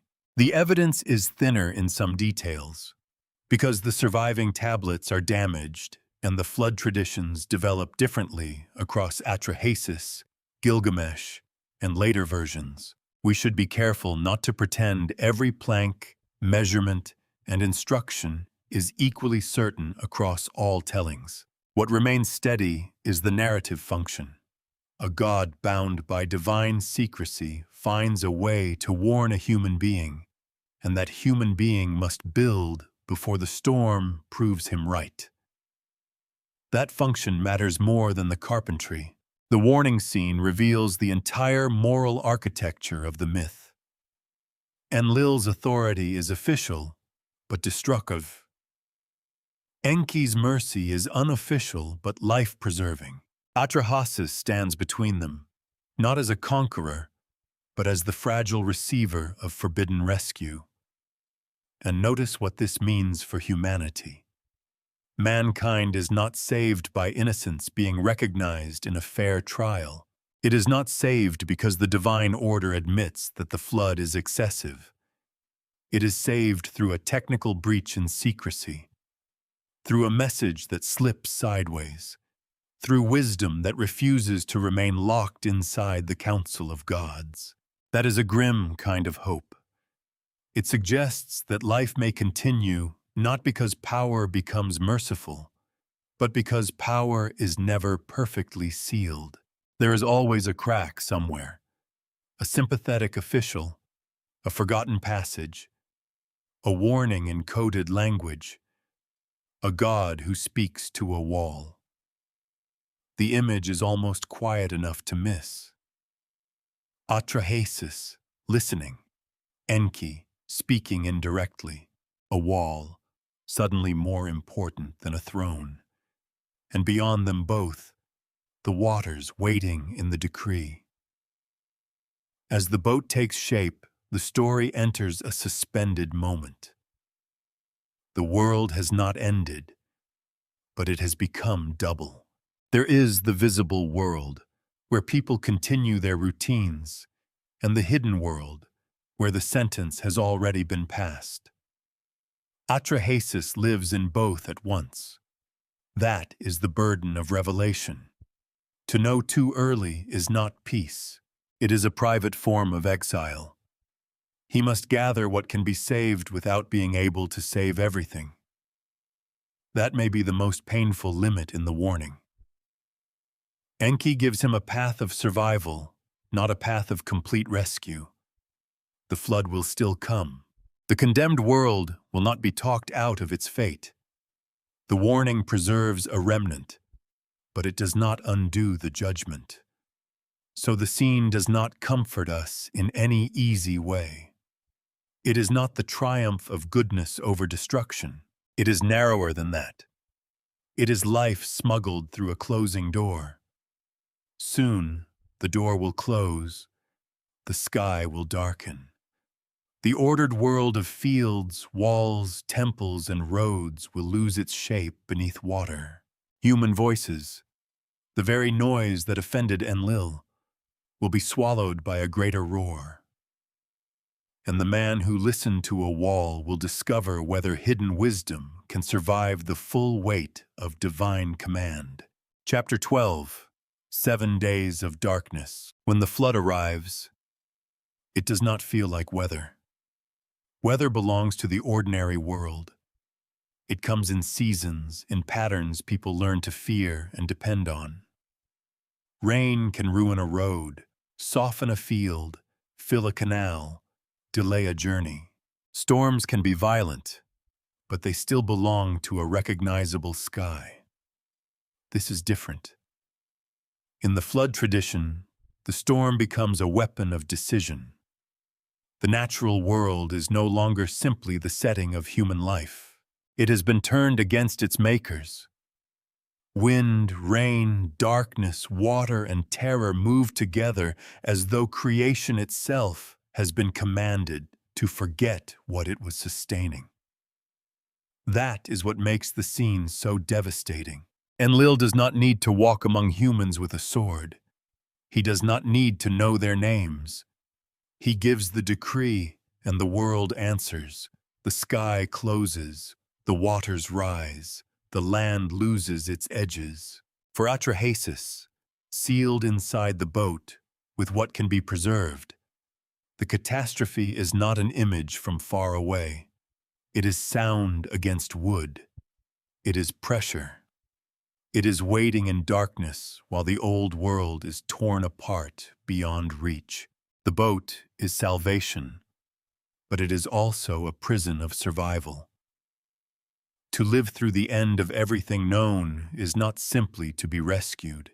It is to be made witness. Outside recognition begins to fail. That detail, found in different form across Mesopotamian flood traditions, is among the most chilling. The storm is so overwhelming that people can no longer recognize one another.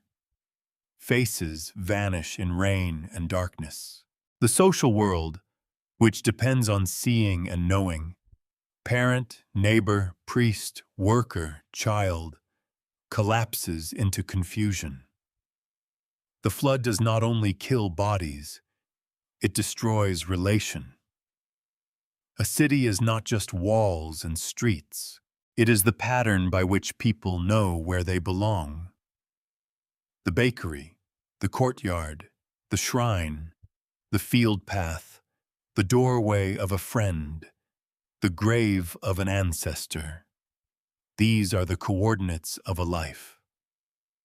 Under the flood, those coordinates disappear. The world becomes directionless. One cannot tell where a road was, where a house stood, where a temple rose, where safety might still exist. In that sense, the flood is the opposite of creation. Creation separates, names, orders, gives place and function. Flood erases boundaries. Water covers distinctions. It takes the careful human labor of centuries, canals, fields, walls, altars, records, houses, and returns it to a single moving mass. For a story so ancient, the psychology is painfully precise. Disaster becomes most terrifying when the familiar refuses to remain familiar. A street becomes a current. A roof becomes debris. A voice becomes indistinguishable from the storm. The world people trusted to hold their lives loses its agreement with them. And for 7 days, darkness rules. The number should not be treated like a modern stopwatch. Ancient narrative time often carries symbolic weight, as much as literal measurement. But the effect is clear. This is not a single flash of punishment. It is duration. It lasts long enough for terror to become exhaustion, for hope outside the boat to thin into nothing, for the old human noise that troubled Enlil to be replaced by the noise of water. There is a terrible exchange here. Enlil wanted silence from mankind. He receives the roar of annihilation. The human voices do not fade gently. They are overwhelmed. The sound of life is not corrected into peace, it is crushed beneath a larger violence. That distinction matters. Order restored through destruction is not the same as harmony. Silence after catastrophe is not the same as calm. The myth seems to know this, even if Enlil does not yet fully admit it. Inside the storm, the gods themselves are not entirely untouched. Later in the story, their hunger will expose the consequences of what has been done. But even during the flood, the divine world is not portrayed as serenely detached in every tradition. There are hints of fear, regret, or horror among the gods as the scale of the destruction becomes real. That is one of the strangest parts of the Mesopotamian imagination. The gods can decree catastrophe, then recoil from it. This does not absolve them. If anything, it deepens the unease. It suggests that divine power can exceed divine wisdom, that a decision made in the language of order can produce a reality even the decision-makers find dreadful once it unfolds. Enlil's command has become larger than an argument. It has become a world event. The flood also reveals the helplessness of human explanation. Before the waters, people may have interpreted disease, famine, or scarcity through ritual and appeal. They may have hoped that some adjustment, some prayer, some redirected offering could ease the pressure. But the flood offers no such gradual negotiation. It comes as finality. There is no time to understand, no time to organize a defense, no time for the condemned to ask why the labor they were made to perform has become a reason for their erasure. This is consequence without conversation. That is why the story should not be treated as spectacle alone. It is easy to film a flood as grand destruction. Towering waves, shattered buildings, lightning over temples, but the deeper horror is quieter. It lies in the moral distance between decree and experience. For Enlil, the flood is a solution. For humans, it is the end of every small world that ever mattered. A bowl left on a floor, a song half remembered, a name no one will speak again, a temple altar going cold beneath the water, a child's cry lost before anyone can answer. The story does not need to show these details directly. They are implied by the scale of what Enlil has chosen. To erase humanity is to erase not only noise, but memory, craft, affection, obligation, and all the unnoticed continuities that make civilization more than labor. That is the part Enlil's logic cannot measure. He hears disturbance. He answers with reduction. But human life is never only a quantity. It is texture. It is relationship. It is the stubborn accumulation of ordinary days. The flood treats all of that as excess. And yet, within the sealed darkness of the boat, life remains. Not triumphantly, not comfortably. Atrahasis survives in a vessel surrounded by absence. Every breath inside is purchased against immeasurable loss outside. The preserved animals, the stored goods, the living remnant, all of it turns the boat into a fragile argument against total erasure. Enlil's command is vast, but it is not complete. For 7 days and nights the storm spends itself upon the earth. The waters cover what humans built. The divine decision becomes landscape. Then, at last, the violence begins to pass, and the world that emerges is not the old world restored. It is emptier. It is quieter. It is, for the gods, about to become deeply inconvenient. Because when the floodwaters silence mankind, they also silence the offerings. And in that silence, the divine order will discover that it has destroyed the very hands that fed it. Chapter 13. When the gods went hungry. After the flood, the silence finally arrives. For Enlil, this should have been the proof of success. The human noise has stopped. The crowded settlements no longer press their sound upward. The restless multiplication of mankind has been checked by the most absolute method imaginable. The world is quieter than any decree could have requested. But the quiet is wrong. It is not the quiet of order restored. It is the quiet of a house after everyone inside has vanished. The gods soon discover what Enlil's solution has really done. By destroying humanity, he has not only removed the disturbance, he has removed the workers. He has removed the farmers, the builders, the priests, the hands that prepared offerings, the voices that called divine names, the people whose labor kept the temples alive. The flood has silenced mankind. It has also silenced the divine economy. This is one of the sharpest contradictions in the Atrahasis tradition. The gods created humans because they needed relief from labor. Humans existed to carry the burden, maintain the world, and provide offerings. Yet when human existence became inconvenient, Enlil treated mankind as though it could simply be erased without consequence. That is the flaw in his logic. He mistakes dependence for control. Authority often does this. It looks down at those who serve and imagines that because they are subordinate, they are replaceable.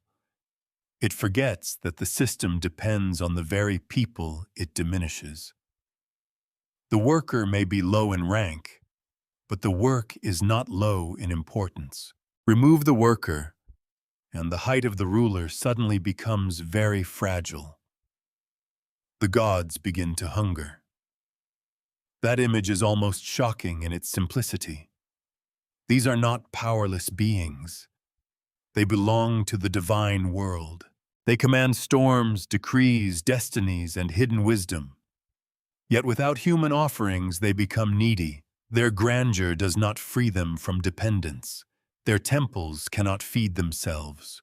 Their altars cannot prepare their own smoke. The silence Enlil wanted has become starvation.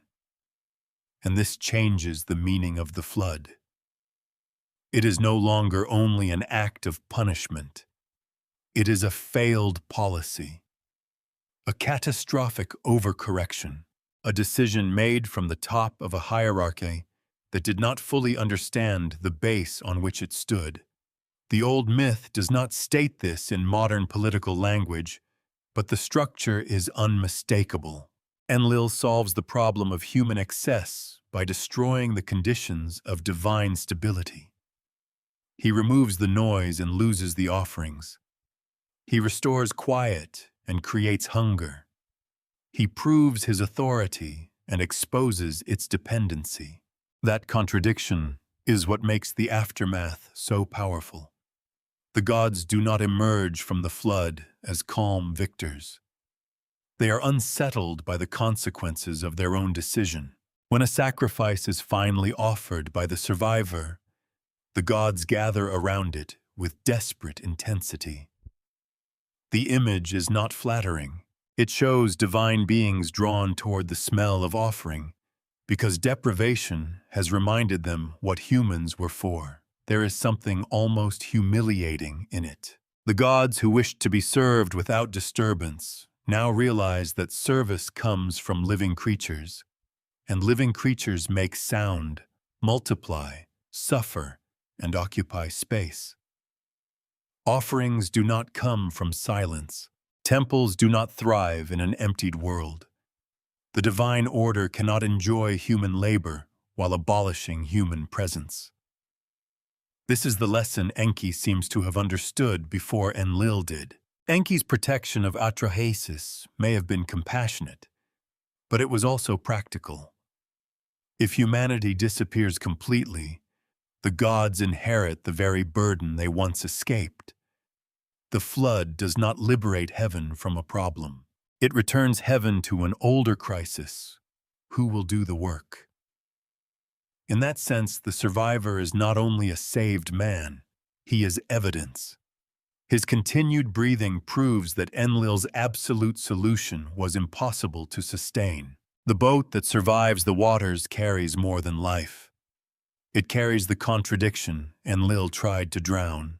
The gods need humans even if they resent them. They depend on the laboring species, even if they fear its growth. This is why the post-flood scene has such a strange emotional texture. It is not simple relief. The world has been devastated. Humanity has not triumphed. The gods have not learned kindness in any clean or comforting way. What they have learned is need. And need is not the same as mercy. That distinction matters. The later settlement will not be a warm embrace of mankind. It will be a compromise and a harsh one. Humanity will be allowed to continue, but under limits. The problem of noise will not be solved by total destruction. It will be managed through mortality, infertility, infant death, and social restrictions. Enlil's flood fails as annihilation, but the fear behind it does not disappear. The gods still want control. They simply discover that total erasure costs too much. There is a dark realism in this. Many systems do not abandon cruelty because they become morally transformed. They abandon one form of cruelty because it threatens their own survival. The myth understands that power can be forced into compromise not by pity, but by dependence. The gods are hungry. That hunger becomes an argument for human survival. Not a noble argument, perhaps. Not the kind humanity would choose. But in the world of Atrahasis, survival does not require heaven to become sentimental. It requires heaven to admit, however reluctantly, that mankind cannot be removed without damaging the gods themselves. This is where the flood story becomes more than a memory of disaster. It becomes an explanation of why humans continue to live under suffering rather than vanish entirely. We are not safe because Enlil suddenly loves human abundance. We are not spared because the divine order fully repents. We endure because even the highest powers cannot escape the consequences of their own arrangements. The workers are needed. The offerings must return. The temples must breathe again. And so the silence after the flood cannot last. Somewhere in the emptied world, smoke rises from a sacrifice. The gods gather. Their hunger exposes what the waters could not erase. Humanity, for all its fragility, is woven into the structure of divine life. Enlil wanted mankind gone. But a universe built on service cannot survive the disappearance of its servants. Chapter 14. The Survivor. Enlil did not expect. The survivor is the flaw in the flood. Not because Atrahasis defeats Enlil, he does not. Not because one boat restores everything that has been lost. It cannot. The world after the waters is not repaired by the fact that someone remains alive, but survival changes the meaning of the disaster. If Enlil's command was meant to erase humanity, then Atrahasis is the evidence that the command did not fully close around the world. A single breathing man becomes a contradiction. He is small compared with the flood, small compared with the gods, small compared with the dead whose voices no longer rise from the land. Yet he carries something Enlil tried to remove completely. Continuation. That is why the discovery matters so much. When the gods gather around the first sacrifice after the flood, Their hunger has already exposed their dependence on human beings. But Atrahasis' survival exposes something else. Divine authority, even at its most destructive, can be redirected from within. Enlil made the decree. Enki found the crack. Atrahasis listened, built, endured, and emerged. No single part of that chain is enough by itself. Without Enlil, there is no catastrophe. Without Enki, there is no warning. Without Atrahasis, there is no human obedience to hidden wisdom. Without the boat, there is no remnant. The survivor exists because the divine world is not united, and because one human being was willing to act on a warning before the visible world confirmed it. That makes him dangerous to Enlil. A survivor is not only a person who escaped. A survivor is a witness that the plan failed. Enlil's anger, when he realizes that human life has not been extinguished, should not be read as surprise alone. It is the fury of authority discovering that its secrecy was not perfect. Somewhere inside the divine order, the condemned were given help. The decree was not openly overturned, but it was undermined. The flood has done almost everything Enlil intended, and still not enough. There is a particular kind of rage that belongs to interrupted absolutes. A king can tolerate defeat, perhaps, if it comes from another king. A ruler can understand resistance if it comes with armies, walls, and banners. But to be outmaneuvered by a whisper, by a wall, by a boat built in obedience to a hidden message, that is more humiliating. It means the machinery of command had a leak.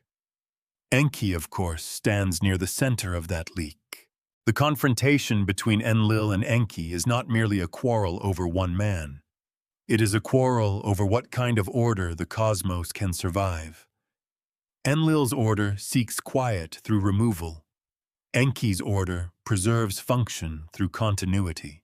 Enlil sees the human remnant as disobedience to the decree. Enki can answer, in effect, that total destruction would have been worse even for the gods. Neither position is gentle. That is important to hold on to.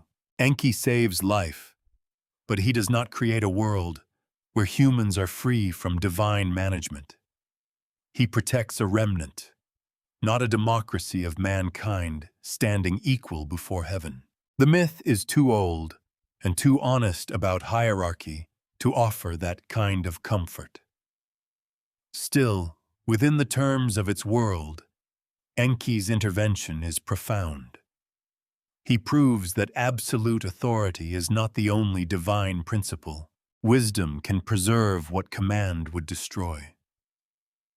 Later, in the Gilgamesh tradition, the survivor appears under another name, Utnapishtim.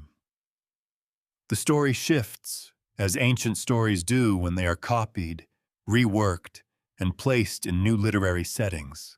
In the Epic of Gilgamesh, the flood survivor becomes part of a different investigation, one centered on mortality and the king of Uruk's desperate search for life beyond death.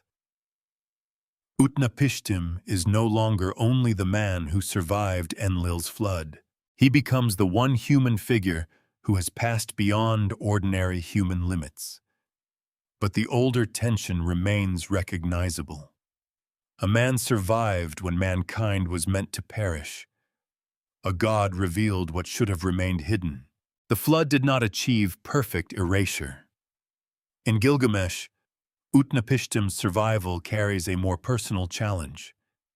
Gilgamesh seeks him because he wants to escape death. He has seen his friend Enkidu die, and grief has stripped the glamour from kingship. Suddenly, walls, fame, and conquest are not enough. He wants the secret of the survivor. He wants to know whether a human being can cross the boundary that waits for everyone. This later use of the flood story is telling. The survivor becomes a question mark, placed at the edge of human destiny. If one man escaped the fate of the world, can another escape the fate of all people? The answer, in Gilgamesh, is not simple encouragement. Utnapishtim's exception proves how extraordinary and how closed that path really is. He is not a promise that everyone can become immortal. He is the rare wound in the rule, the exception that makes the rule feel heavier.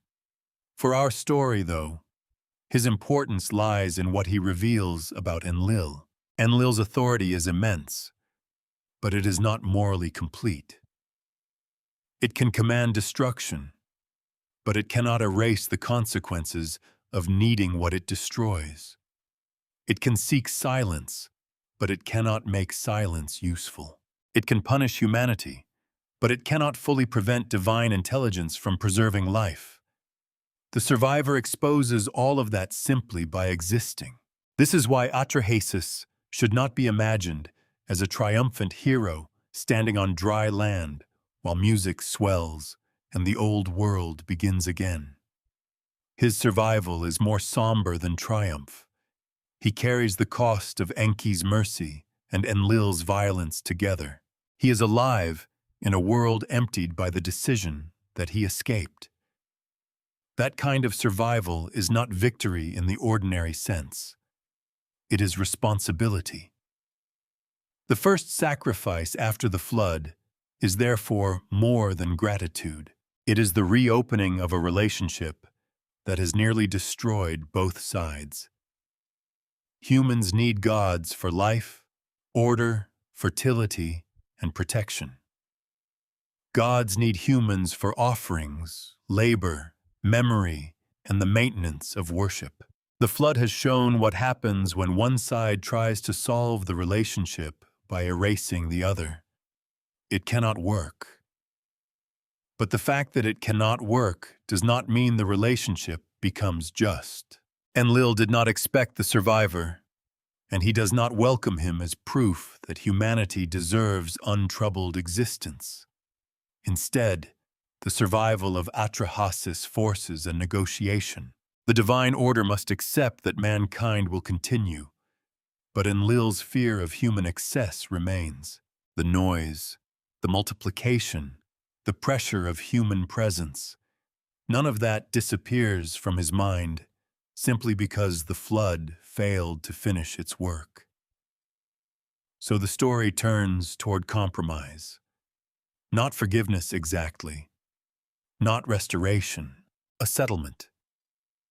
The survivor has proven that life can persist through decree, secrecy, storm, and divine anger. He has shown that mankind is harder to erase than Enlil imagined. But what comes next is not freedom from limits. It is the writing of limits into the human condition itself. The flood could not end humanity, so mortality will be made to govern it. Chapter 15. A compromise written into mortality. The flood fails because it succeeds too well. That is the grim lesson the gods are forced to face. Enlil wanted the world quiet, and the world became quiet. He wanted the pressure of human multiplication broken, and it was broken.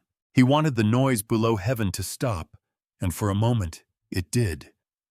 But then came the hunger, the empty altars, the absence of hands, the terrible recognition that a world without humanity is not an ordered world at all, but a divine estate with no one left to maintain it. So the gods cannot return to the old arrangement unchanged. That would only allow the same crisis to rise again.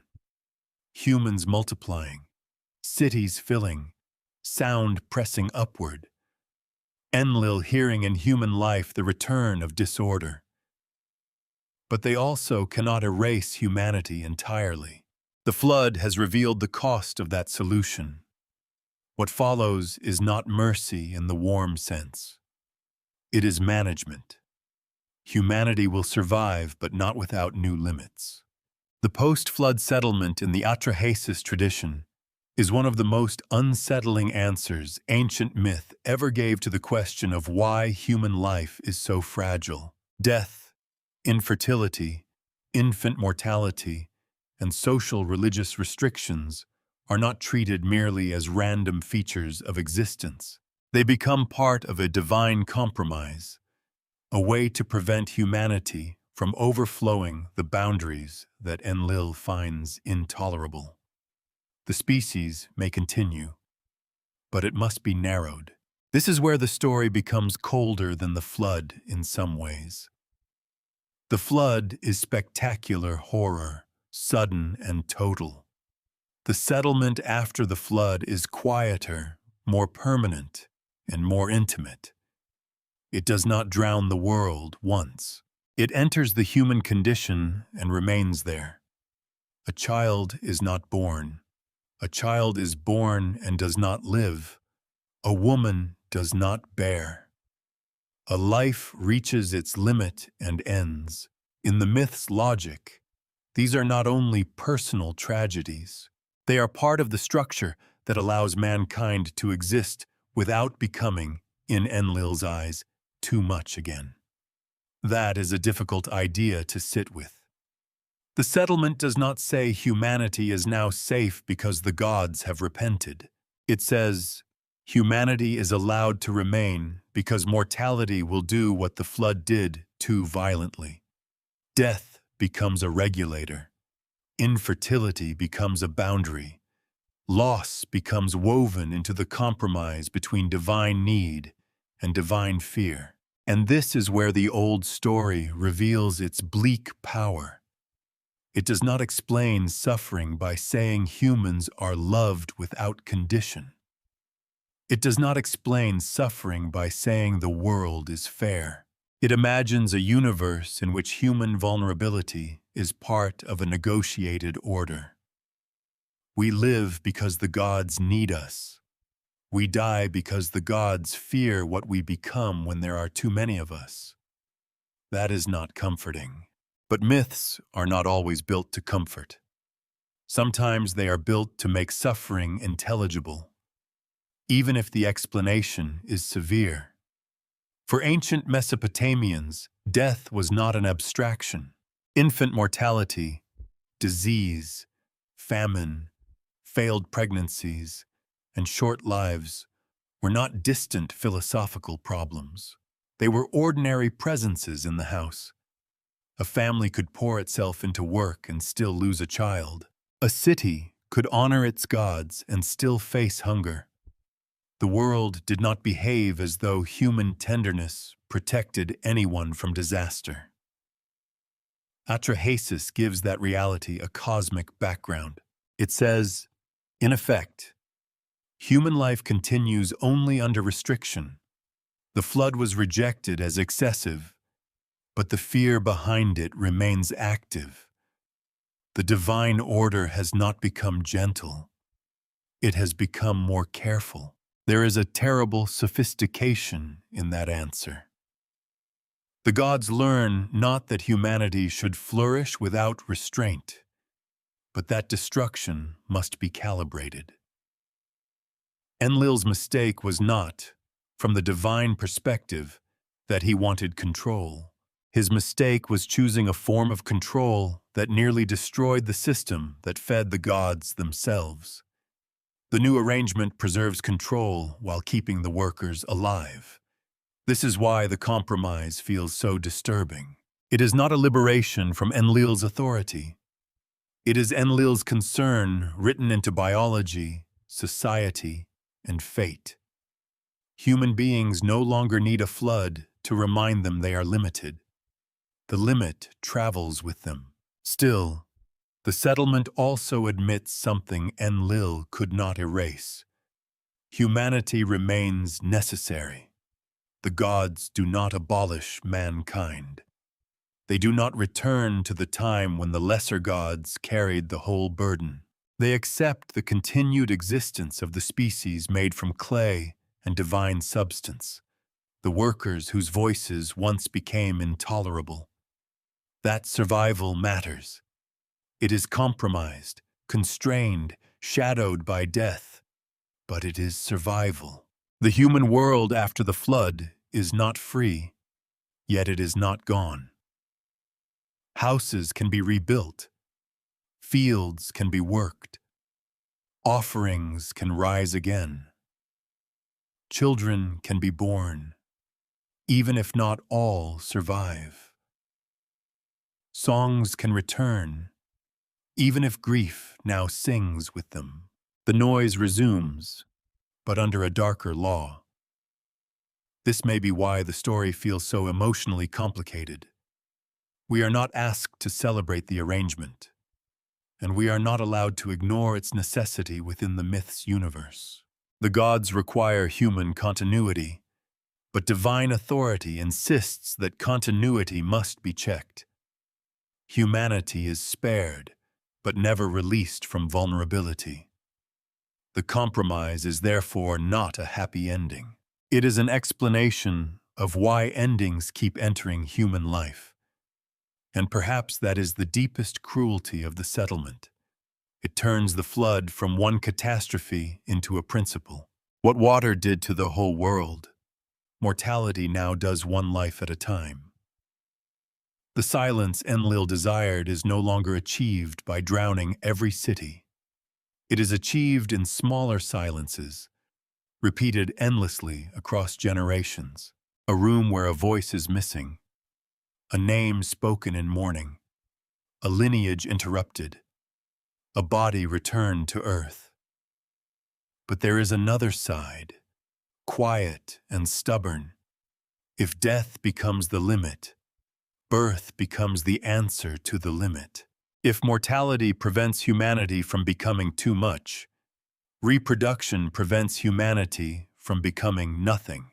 The human condition after the flood is caught between those forces, reduction and renewal, grief and continuation, divine control and life's refusal to vanish. Atrahasis survives into that world, not a world made innocent, not a world forgiven, a world regulated by loss. The floodwaters may have withdrawn, but Enlil's fear remains embedded in the terms of human existence. The gods have chosen not to erase mankind. They have chosen something more enduring, a humanity that will work, worship, multiply, and die before it can overwhelm heaven again. And so the ancient story gives us an origin not only for human labor, but for human limits. We are allowed to remain, but never without cost. Chapter 16, The God Who Tried to End Us. So what do we do with Enlil? It would be easy to leave him as the villain of the flood, the high god who heard humanity, disliked the sound, and answered with annihilation. There is truth in that. From the human side of the story, his decision is horrifying. No careful reading should make the drowning of mankind sound like stern housekeeping. But the older story preserves something more troubling than a monster. Enlil is power, when power believes itself identical with order. He is the ruler who does not experience the crowd below as lives, but as pressure. He is the authority that depends on workers, then fears their numbers. He is the sacred voice of hierarchy, decree, and control. And when the system he governs becomes noisy, his first instinct is not to understand the noise, but to reduce it. That is why the myth still unsettles. It is not only asking why a god would send a flood. It is asking what happens when those at the top of any order decide that life beneath them has become excessive. Too many voices, too many needs, too much growth, too much interruption of the quiet enjoyed above. Enlil tried to solve that problem with silence. But silence, the story insists, has consequences. Without humanity, the gods went hungry. Without workers, the divine world lost the service it had designed humans to provide. Without offerings, the temples could not breathe. The flood revealed the secret weakness of absolute authority. It may command those below it, but it cannot live without them. And so humanity survived. Not because the gods became gentle, not because Enlil suddenly saw every human face with compassion. Humanity survived through a compromise, and the compromise was harsh.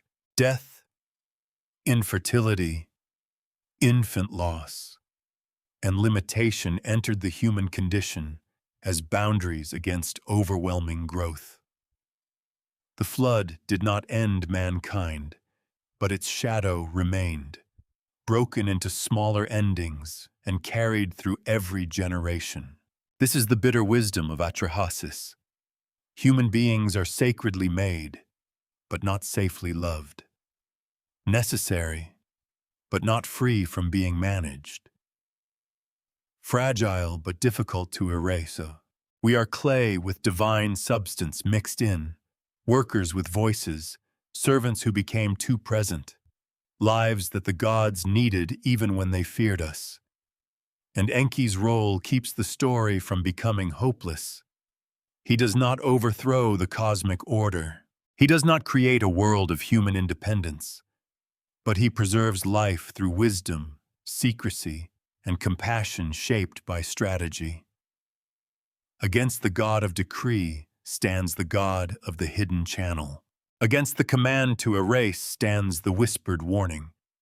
That contrast may be why scribes kept copying the story. They were not preserving a simple disaster tale. They were preserving a question. Does human life continue because the gods are merciful? Because the gods made a mistake? Because one divine intelligence protected what another divine authority condemned? Or because life, once created, becomes harder to silence than power expects? The evidence cannot answer that in a single clean sentence. The tablets are damaged. The traditions changed. Atrahasis, Utnapishtim, Enki, Ea, Enlil. Their stories moved through languages, libraries, and centuries. But through the broken clay, one idea remains remarkably clear. The flood was not only about water. It was about the danger of a world where humanity exists at the mercy of decisions made above human hearing. And perhaps that is why the story has never quite left us.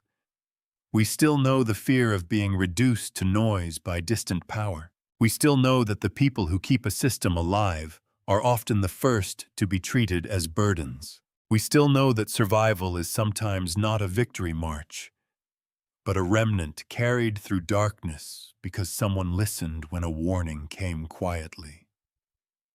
Enlil is not merely the god who tried to end us. He is the ancient face of order without tenderness. And the survivor is the answer the myth leaves behind. Not loud, not triumphant, but breathing.